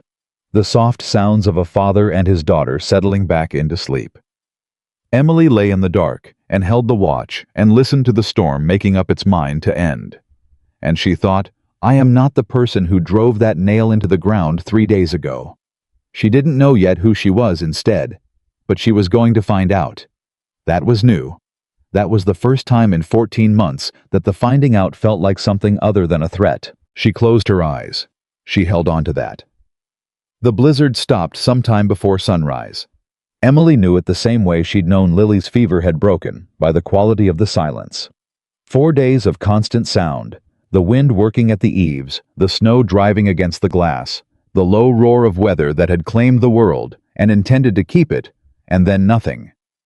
Just the particular held breath quiet of a world buried under 3 feet of fresh snow, still and white and waiting. She lay on the settle in the gray pre-dawn and felt the silence and did not feel relief. She felt the clock start. Roy was up before her. She heard him moving carefully in the guest room, favoring his shoulder, and then he appeared in the doorway, looking considerably better than he had the night before. Color back in his face, eyes clear, the stunned quality of the hypothermic man replaced by the practical energy of one who had things to get back to. "Storm's done," he said. "I know." He looked at her. The kind of look that old men gave when they'd lived long enough to read a room without being told what was in it. "Coffee's on," she said before he could say anything else. He sat down and drank his coffee and accepted the biscuits she made without comment on the quality of them, which was either tact or hunger, probably both. Daniel came out from the back with Lily in his arms, and Lily looked at Roy with the absolute assessment of a baby encountering a new face, decided provisionally that it was acceptable, and went back to examining her own hand. Roy laughed. "She looks like Sarah." Daniel went still for just a moment. Then, "Yeah, she does. Sarah would have loved a storm like this," Roy said. "She used to stand on her mama's porch in the snow and just breathe it, like she was drinking it." "I know," Daniel said quietly. Roy looked at him. "You're doing right by her son. By both of them." Daniel looked at Lily. Didn't answer. But he stood a little straighter, the way a person stood when they'd received something they needed and didn't know how to hold. After breakfast, Roy checked his horse, which had weathered the night in Daniel's barn, with professional indifference, and announced that he could make the 4 miles home easy enough if he went slow.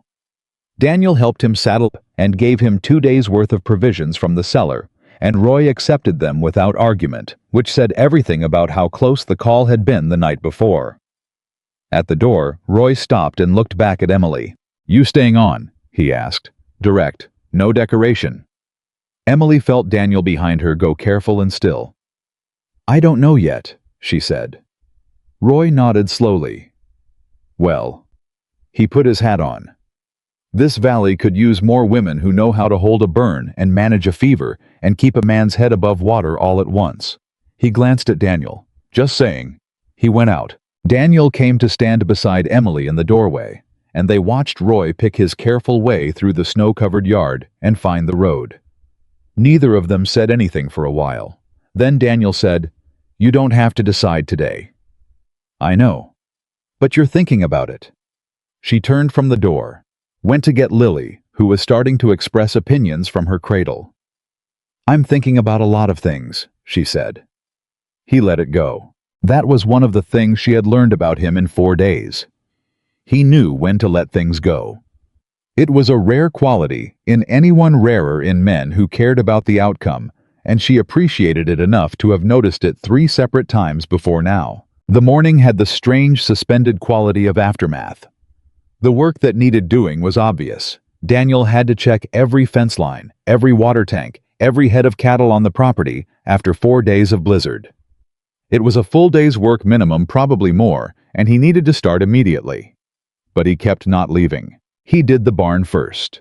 Then he came back in. Then he found something to adjust on the stovepipe. Then he stood at the table and drank a cup of coffee he'd already finished 10 minutes ago. "Daniel," Emily said, not looking up from the bread she'd started. "Yeah." "Your cattle are still in that field?" "Yeah. They've been there since yesterday morning." "I know." She looked up. Howe was looking at her with an expression she recognized now, the one that was about something he hadn't figured out how to say yet. In 4 days, she had learned the architecture of his silences. Some were comfortable, some were processing some. Were this a man with words in him that couldn't find the door? "I'll be here when you get back," she said. He went very still. She held his gaze and said it again, simply without ornament. "I'll be here when you get back. Go check your cattle." He opened his mouth, closed it. Something moved across his face. Relief, and something larger than something that didn't have an easy name. Something that looked like a man who had been white-knuckling a very long drop and had just found solid ground. "All right," he said. He took his coat. He took his gloves. At the door, he looked back at her once, just briefly, And then he went out into the white morning. Emily stood at the stove and pressed her hands flat on the edge of the work table and breathed. She had not planned to say that. Or perhaps she had been planning it since last night, lying on the settle with the watch in her hand, feeling the clock start when the storm stopped, understanding that the world was going to reassert its claims on her by morning, and doing a quiet private accounting of what she was and wasn't willing to give up. What she wasn't willing to give up had surprised her. She picked up Lily from the cradle, held the baby against her shoulder, and stood at the window and watched Daniel moving across the snow-covered yard, his breath making small clouds in the cold air, his stride purposeful and sure. She watched until he disappeared into the far barn. "Your daddy," she told Lily quietly, "is a very stubborn man who does not know how good he is at things." Lily grabbed her ear. "I know," Emily said. "I'm working on it." The morning moved with the particular rhythm of aftermath. Emily cleaned, organized, took inventory, both of the kitchen and of herself. The kitchen was better stocked than she'd initially assessed a man who prepared seriously for hard winters. Herself, she did the accounting carefully, without mercy and without drama. The grave in Mill Haven was real. Thomas was gone. Grace had never had the chance to be here. Those were facts, and they would always be facts, and she had spent 14 months treating them as conclusions when they were actually just losses. Enormous, devastating, real. But not the same thing as the end of the story. She had believed they were the end of the story. She was standing in evidence to the contrary.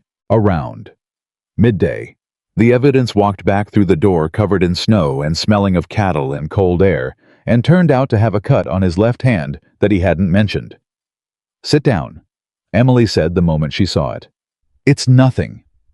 Daniel Walker, if you say those words to me one more time about something that is demonstrably not nothing, I will—" She stopped. "Sit down." He sat down. She got the kit. She knew where it was, now had reorganized it slightly 3 days ago, without asking, because the previous arrangement had made no sense, and cleaned the cut, which was more serious than nothing, but not quite as serious as her heart rate had suggested in the first moment. "Wire," he said. "Going through the drifts to check the second tank line. Didn't see it." "Hold still." He held still. He watched her work with the same attention he brought to everything precise, unhurried, missing nothing. "You said you'd be here when I got back," he said. "I know what I said. I've been thinking about it all morning." "I know." "Emily." She tied off the bandage. "I know," she said for the third time, and sat back and looked at him directly. "I said it. I meant it. I meant I'll be here when you get back today. And I meant—" She stopped. "And," he said. The word sat between them. She had spent the morning doing the accounting. She had been thorough. She owed him the result. "And I don't want to leave," she said. "I don't know what that means yet. I don't know what it is I'm asking for or offering or any of it. I just know that I rode into that storm 4 nights ago not caring what happened next, and I care now. I care what happens next. And this is where I am when I started caring again." He looked at her. A long, level look. "Then stay," he said. "It's not forever, not with any kind of promise attached to it. Just don't leave yet." He leaned forward on his elbows. "Stay through the week. Help me figure out what I'm doing wrong with the evening feeding. Help me write back to my sister. Just—" He paused. Tried again. "I've been alone in this house for 9 months, and I forgot what it was like to not be alone. And I don't want to forget again yet." Emily looked at her hands. The bandaged one, the healed one. "That's a practical argument," she said. "I'm a practical man." "You are not only a practical man." He held her gaze. "No," he agreed. "I'm not." The afternoon took a turn none of them had planned for. They were in the front room, the quiet domestic arrangement that had become oddly natural. Daniel at the table, writing to his sister Emily in the rocking chair, with Lily working on the repairs to a blanket that had begun to unravel at one edge, both of them comfortable in the silence when horses came up the road, more than one, moving fast for the conditions. Daniel was at the window before Emily had fully processed the sound. She watched his posture change, not alarmed exactly, but alert. A shift in the set of his shoulders that said he was reading something from Who Was Coming and didn't like the first lines. "Who is it?" she asked. "Alderman Cole." He said it flat. "And someone I don't recognize." He went and got his coat. He didn't get the rifle, but Emily noticed where his eyes went before he decided not to. She stood up with Lily and went to the window. Two men on horseback picking their way through the snow. The first she could identify without knowing him, a man who wore his prosperity in the way he sat a horse upright and deliberate, the posture of someone accustomed to being looked at. Town coat, good hat horse that cost more than most families earned in a season. The second man she didn't recognize. Younger. Harder looking. Daniel went outside to meet them. Emily watched through the glass. She couldn't hear what was said. She watched the body language Daniel still and contained Alderman Cole doing most of the talking, gesturing once toward the house and once toward the east field. The second man sitting his horse with the particular patience of someone who was there for a purpose and was waiting for it to arrive. After about 3 minutes, she saw Daniel's jaw set. She put Lily in the cradle and went to the door and opened it. "Not a discussion, Walker." Cole's voice carried now in the cold air. "The eastern water rights go with the Hendricks parcel. Your father's original agreement specified tributary access only. You've been drawing from the main branch for 2 seasons. "My father's agreement," Daniel said with perfect control, "specified shared access. I've got the documentation. Your documentation is 1 page written by a man who's been dead for 6 years. Cole's voice had the smooth certainty of someone who'd prepared this. "My attorney has the county registration. The branch runs through deeded Hendricks property. You've been trespassing water access." Emily came down off the porch. Both men looked at her. Cole's assessment was immediate and unsubtle. She saw it, the cataloging, the conclusions drawn and filed. "Mrs. Walker," he said. And the assumption in it was so complete, so casual, that she understood in an instant exactly what he was doing. I was establishing a fiction that served him. If she was Daniel's wife, her presence here for 4 days was ordinary. If she was something else, a question, a complication, it was leverage. "My name is Emily Carter," she said, clear and even. "I'm a guest. I got caught in the storm." Cole smiled. It didn't reach anything. "Of course." He looked back at Daniel. "The point stands, Walker. I'm giving you fair notice before I take it to the county judge. You'll want to get your documentation in order." "My documentation is in order," Daniel said. "Has been for 6 years. Then you'll have no trouble presenting it." Cole gathered his reins. "Pity about the storm. I imagine you've got fence damage. The Hendricks parcel has first right of repair on the shared line, just so you're aware." He looked at Emily once more. "Ma'am." He touched his hat. "Walker." He turned the horse. The second man followed without having said a single word, which was somehow more unnerving than anything Cole had said. They watched them ride back down the road. Emily stood in the snow in her indoor boots and felt the cold working through the leather and didn't move until the horses were out of sight. "How long has he been at you?" she said. 2 years. Daniel's voice was level. Since his son married into the Hendricks family, and suddenly Cole developed an interest in water rights he'd ignored for a decade. He turned back toward the house. "Come inside. You're not dressed for this." She followed him in. "Is your documentation actually in order?" she asked. "Yes." He went to the stove, added wood, didn't look at her. "My father kept good records. I have the original agreement, the county filing, and 3 letters from the previous Hendricks owner confirming shared access." He paused. "But Cole has money, and I have cattle. Legal fights cost time I don't have, and money I can't spend. So he's counting on you to fold." "He's been counting on it for 2 years. She looked at him. "Have you talked to anyone? A lawyer?" "Lawyers in this county know Cole." He finally turned around. "Emily, this is, you don't need to get pulled into this. I'm already in this room while you're telling me." "That's not the same thing." "It is a little bit the same thing." She sat down. "Tell me what the documentation says, exactly." He looked at her for a long moment. She could see him deciding the specific debate of a man who had learned to handle things alone and was encountering the genuine alternative for the first time. He went to the chest by the window, pulled out a tin box, set it on the table. Inside was a paper she could tell was original, the particular quality of old ink on old paper, handled but preserved. He smoothed it on the table, and she leaned in and read. It was clear. Not in the language of lawyers, but in the plain, direct language of men who settled things with handshakes and documented them for posterity. Shared access to the main water branch, both properties equally in perpetuity. Signed by Daniel's father and the Hendricks owner of 1869. Witnessed. This is unambiguous, she said. I know that. Cole knows that too. Yes. He's not expecting to win in court. She looked up. He's expecting to exhaust you until you give him something. Access payment part of the East Field. He doesn't need the water. He needs you to bend. Daniel's expression changed. Not surprised she was telling him something he'd already understood, but something else. The look of a man who'd been fighting a thing alone long enough that having someone else see it clearly felt almost like relief. That's been my read, he said. So don't bend. She sat back. Get the documentation to a lawyer outside this county. There are firms in Billings that don't know Cole from Adam. Your sister's in Billings, she can recommend someone. And in the meantime, document everything.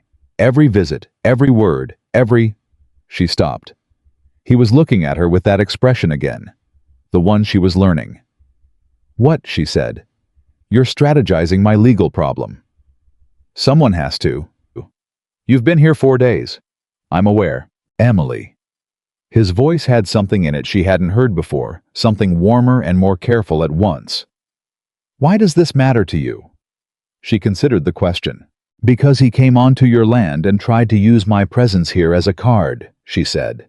And because the look on your face when he rode up told me you've been carrying this alone for 2 years and it's been wearing you down and you've got enough to carry. She met his eyes. And because this is a good place, I can see that. And I don't like watching people try to take good things from the people who built them. The silence after that was the loudest thing that had happened in 4 days. Daniel looked at her for a long time. Then he pulled out the chair across from her and sat down and said, All right, tell me what you think I should do first. And she did. They spent the better part of 2 hours at that table, going through the documentation, talking through the approach. Emily asking questions, and Daniel answering them, both of them. Building the case with the focused attention of people who understood that some problems could be solved if you were willing to look at them clearly and not panic. Lily woke up in the middle of it, and Daniel got her without breaking the thread of the conversation, settled her in his arm, and kept talking, referencing the papers with his free hand. And Emily watched this, a man who could hold his daughter and manage a legal strategy simultaneously, and felt something locate itself in her chest that she hadn't had a word for in a very long time. By the time the light went gray and early again, they had a plan. Letter to a Billings attorney. Copy of the documentation sent with it. Written record of today's visit. A clear position and the will to hold it. He'll come back, Daniel said. Let him. He looked at her. You say that like you'll be here. She held his gaze.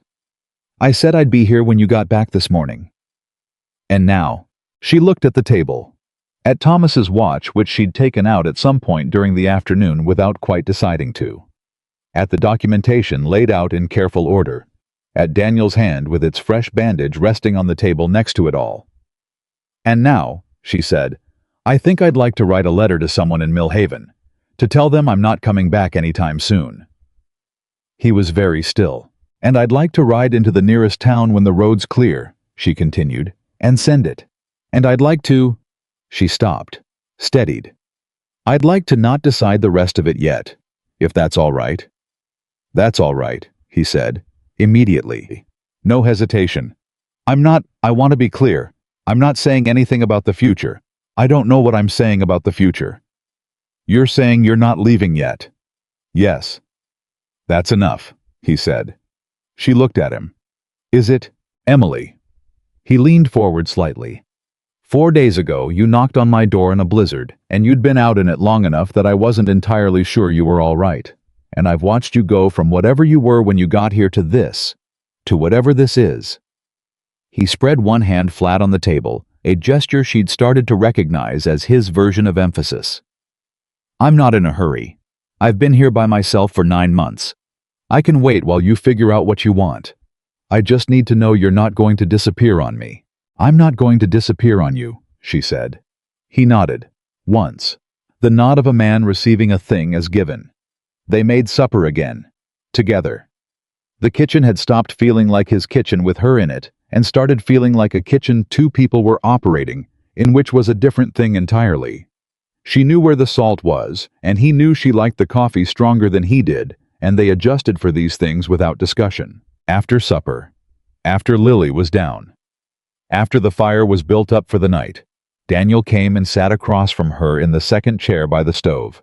The chair that had been there all along, that he'd never sat in before, because there'd been no one to sit across from. He sat in it now. He had a book, something practical, a record of acreage, and yields, the kind of book that was reading only in the loosest sense. But he had it open, and he was making notes in the margin. Emily had the watch. She was reading its face, which she'd avoided doing for a year because the moving hands had felt like accusation time going on without Thomas in it. She looked at them now, and they were just hands. Just time.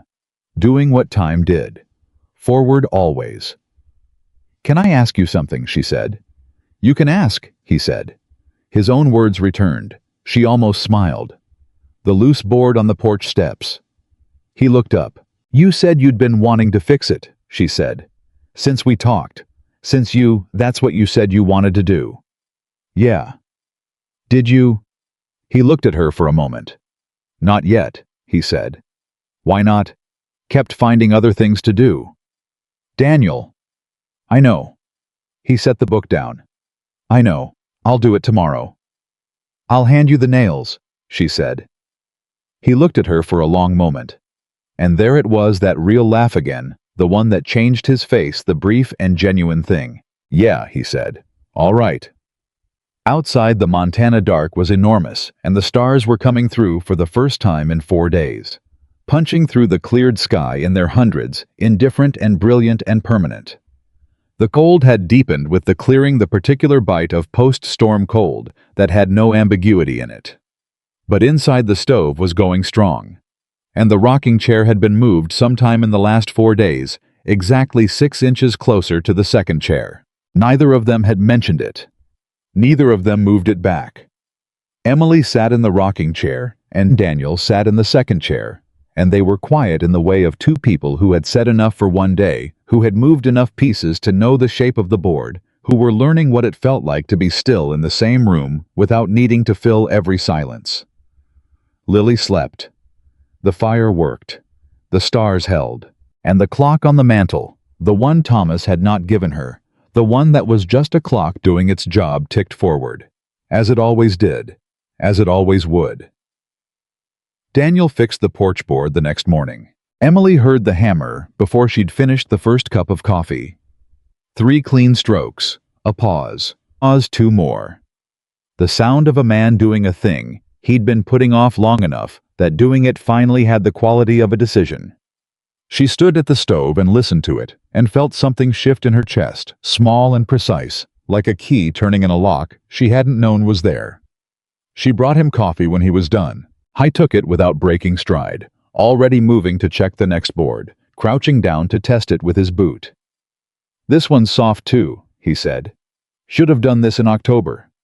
"You were busy in October." "I'm always busy." He stood up. "That's not the same thing as a reason." She looked at him. "No," she said. "It ain't." He looked at her over the coffee cup. That almost smile. The real one underneath it just barely visible. "I'll need more nails," he said. She went and got them. That was how the first morning after the storm passed, with hammer strikes and coffee, and the sound of something being repaired, the ordinary music of a house that had decided to keep going. The roads were still buried deep, impassable, until someone ran a plow through which Roy had told them might take 2 days or might take 4, depending on what the county had going on. They were not going anywhere. Emily found she did not mind. She found more specifically that the word stranded had stopped applying. A person was stranded when they wanted to leave and couldn't. That was not what this was. This was something that had no word yet, and she was learning to be comfortable in the unnamed space.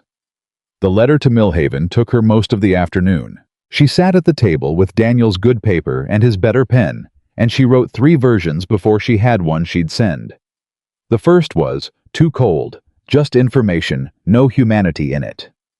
The second was too much 14 months of grief, trying to get out through a single letter, which was not fair to the recipient or useful to anyone. The third was right plain and honest the way she'd learned to be in 4 days, with a man who didn't know how to receive anything but the plain truth. She was telling the woman who'd been managing her house, her neighbor Margaret, 63 years old, widowed herself, who had been coming twice a week to air the place and had never asked to be thanked that she wasn't coming back yet. That she was safe. That the house could be closed up properly, the furniture sheeted, the garden put to rest. That some things took longer to figure out than other things. That she was grateful. Daniel came in while she was sealing it and looked at the letter and then at her face. "All right," he said. "Yes." She set it on the table. "Can I ask you something?" "You can ask." "When your wife died," she said, "did you know right away that you were going to stay on the ranch, or did you think about leaving?" He pulled out the chair across from her and sat down. "I thought about it every day for 2 months," he said. "Leaving, selling everything, going somewhere that didn't have Sarah in every corner of it." He turned his coffee cup in his hands. "And then one morning, I went out to the barn at dawn, and I looked at the land and I thought she chose this. She chose this land with me. She loved it as much as I did. And leaving would mean the place she loved was just gone. Like she'd never loved it." He was quiet for a moment. "I couldn't do that to her." Emily looked at the letter. "Thomas loved our house," she said. "He built the front steps himself. He was so proud of those steps." She paused. "They needed fixing by the time he died. He'd been meaning to get to it." Daniel looked at her. "I fixed them before I left," she said. "The morning I drove the nail into Grace's cross. I fixed Thomas's steps first." She hadn't told anyone that. It had seemed too small to say. "I don't know why. I just couldn't leave them broken." "Because you loved him," Daniel said. "And you loved the house he built." "Yes. And leaving anyway. Felt like I was leaving him." She held his gaze. "But I couldn't stay either. I know that sounds like a contradiction." "It's not a contradiction," he said. "It's just grief. It doesn't follow rules." She nodded slowly. "No, it doesn't." He reached across the table. Not to take her hand, just close enough that the distance between them was a choice rather than a fact. She looked at his hand on the table, and she put hers next to it, not touching close. "I think," she said carefully, "that I may have loved that house as much as I thought because I was trying to hold on to him. And when I couldn't hold anymore, you let go of the house instead." "Yes, Emily." His voice was quiet. "Letting go of the house doesn't mean you let go of him." She felt her throat tighten. She pressed her lips together and breathed through it. "I know that," she said. "I know it up here." She touched her temple. "I'm still learning it here." She moved her hand to her sternum. He nodded. He understood that distinction. She could see it in his face, the recognition of a man who'd made the same journey in a different direction, who knew something in his mind for months before he knew it anywhere it mattered. Outside, someone was running a plow down the main road.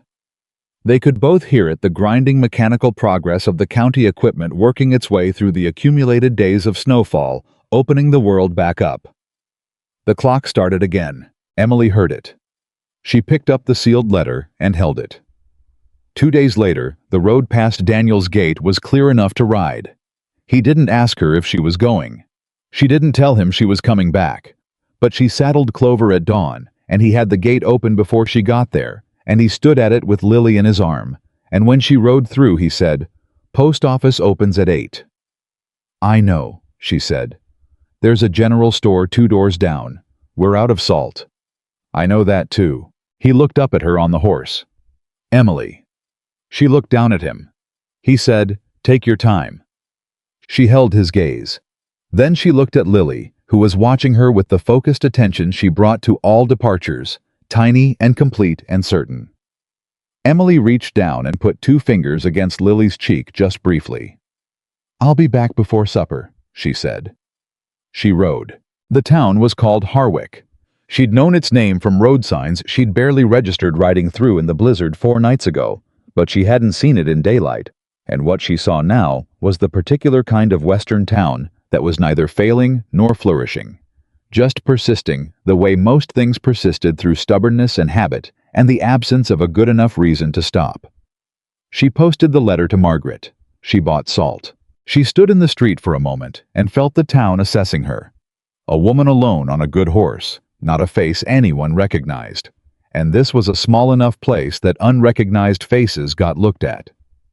2 women coming out of the dry goods store glanced at her and glanced away and said something to each other.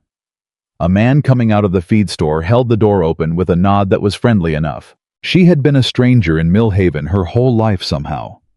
Even after 7 years there with Thomas, she had never stopped feeling like someone who had arrived recently.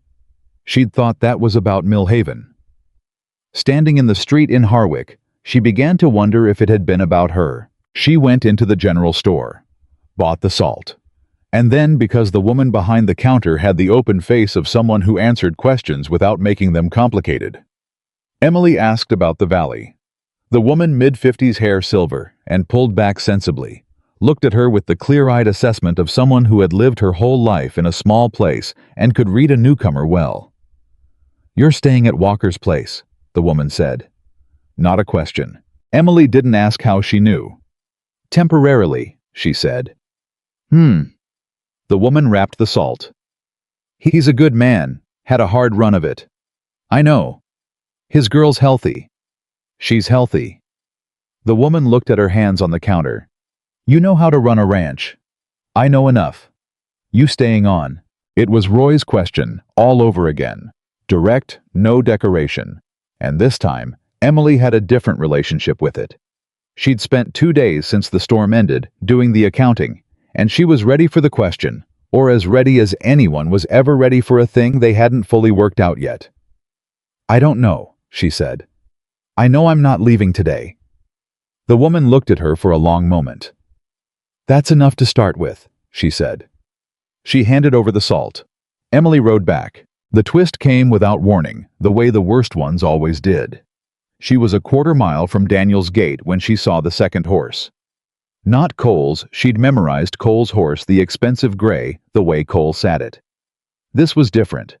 A bay hitched at the gate, and the man standing beside it was someone she'd never seen before, younger than Cole, maybe 35, with the look of someone who'd come from a city recently enough that his coat was still wrong for the weather. Daniel was in the yard. He'd seen her coming, and his posture told her everything she needed to know before she was close enough to hear tense, controlled managing something. She came through the gate and dismounted. The stranger looked at her, then at Daniel. "This the woman," he said. "This is Emily Carter," Daniel said. His voice had the flat evenness of someone being very careful. "She's a guest. She's been here 5 days," the stranger said. "In a house with an unmarried man." He looked at Emily with the expression of a man performing moral concern for an audience of one. "I'm Alderman Cole's attorney, Miss Carter. My name is Pratt. I'm here regarding a property matter, but I think your presence has become relevant." Emily looked at Daniel. He gave her the smallest shake of his head. He had it. She stood still. "The water rights issue is a matter of public record," Pratt said. "We'll be filing with the county judge on Monday. That's not what I'm here to discuss today." He opened his coat and took out a paper. "What I'm here to discuss is that Alderman Cole has an interest in the eastern parcel that includes the matter of the current occupant's suitability." "The current occupant," Daniel said, "is me, and I've been here 6 years. Your situation has changed." Pratt's voice was smooth, practiced. "A single man, an infant daughter, an unknown woman living in the house. These are the kinds of arrangements that county welfare boards take an interest in. Alderman Cole sits on that board." The silence that followed was very loud. Emily felt the precision of it. Cole wasn't coming for the water rights. He never had been. He was coming for the ranch, and the water rights were a feint, and this was the actual weapon. Threatening Daniel's fitness as a father. threatening Lily. She felt something cold and very clear move through her. She stepped forward. "Mr. Pratt," she said. He looked at her. "My name is Emily Carter. I am the widow of Thomas Carter of Millhaven. I've been in correspondence with the county clerk in Millhaven for the past 2 days regarding my change of address." She held his gaze, steady, level, lying by implication with the confident precision of a woman who had learned that the most useful lies were the ones built entirely from true things. "My husband held considerable land in the Millhaven Valley. As his widow, I hold that interest. I am not an unknown woman. I am a landowner who has made arrangements to spend the winter in Harwick Valley." She took one more step. "And if Alderman Cole would like to make representations about the domestic arrangements of this household to the County Welfare Board, I would suggest he be very careful about who he asks to sit across a table from his attorney, because I have nothing but time and considerable motive to make his life complicated." Pratt stared at her. Daniel had gone absolutely still. Pratt looked down at his paper, back up at Emily. He had the expression of a man whose script had not accounted for this. "The filing will proceed," he said, but the smoothness had developed a texture. "File away," Emily said. "We'll be there." The "we" landed exactly the way she meant it to. Pratt folded the paper. He looked at Daniel, then at Emily, then at the gate which was still open, which he went through without further ceremony, mounted his horse and left. Emily stood in the yard and listened to the hoofbeats fade. Then Daniel said, "Emily." "I know," she said. "You told him." "I told him true things." She turned around. "I am Thomas Carter's widow. I do hold land interest. I have been in correspondence the letter I sent yesterday, and I do have motive." She paused. "I may have implied a more formal arrangement than actually exists." He was looking at her with an expression she hadn't seen before. Something that was past the almost smile and past the careful, controlled gratitude. Something open and raw and real. "You said we," he said. "I know what I said. Emily." He crossed the yard. He stopped 2 feet from her and looked at her directly the way he looked at everything he was serious about fully, without flinching. "I need you to tell me what that meant." She held his gaze. "It meant I'm not going to stand in your yard and let a man threaten your daughter," she said. "It meant—" She stopped. Tried again. "It meant that I rode back here this morning, and yesterday morning, and the morning before." She put her hand flat on her own sternum. "And it meant that when he said unknown woman, something in me said no, I am not unknown, not in this yard, not to you." He was very close now. "No," he said quietly, "you're not." She kept her eyes on his. "I told you I don't know what the future looks like. I'm not walking back on that. It's true. I don't know." "I know you don't. But I know that I fixed Thomas's steps before I left because I couldn't leave them broken. And I know that the first night I was here, I heard you through the wall and I got up anyway." She breathed out slowly. "And I know that your daughter grabbed my finger and I didn't want to put her down." He didn't say anything for a moment. Then, "What do you want, Emily? Not what you know or don't know. What do you want?" It was the question she'd been orbiting for 5 days. She had done the accounting. She had done it carefully, without mercy, without hope, as a distorting lens. She had lain in the narrow bed and the settle, and counted up what she'd lost, and what remained, and what, if anything, was still growing. "I want to write to the Billings attorney," she said. "And I want to fight Cole. And I want to learn how this ranch runs so that I'm useful in the spring." She paused. "And I want to watch Lily figure out how to walk. I want to be here when she does." His breath came out slow. "And Thomas," he said. "Gentle, careful. And Grace." "They come with me," she said. "They'll always come with me. I'm not looking to replace. I'm not looking for that. I'm looking for—" She stopped. "Forward," he said. She felt it in her chest. Thomas's word in Daniel's mouth becoming a different thing without losing what it was. "Forward," she said. He reached out and took her hand. Not the wrapped one, the other one. His rough thumb ran across her knuckles once, and he held on and she held back. I can't promise you it's going to be easy, he said. The ranch is hard. Coal's going to be a problem. And he stopped. I am not always easy to be around. I know that. I know that too, she said. I've been here 5 days. And you're still here. And I'm still here. He looked at their hands together, then at her. Stay, he said. Not for a week. Not until the road's clear. Just stay. She thought about the grave in the corner of the Millhaven yard. About the steps she'd fixed before she left. About a horse that had stopped in a blizzard and turned her head to the left toward a light and refused to take another step forward until Emily looked where she was pointing. She thought about opening doors.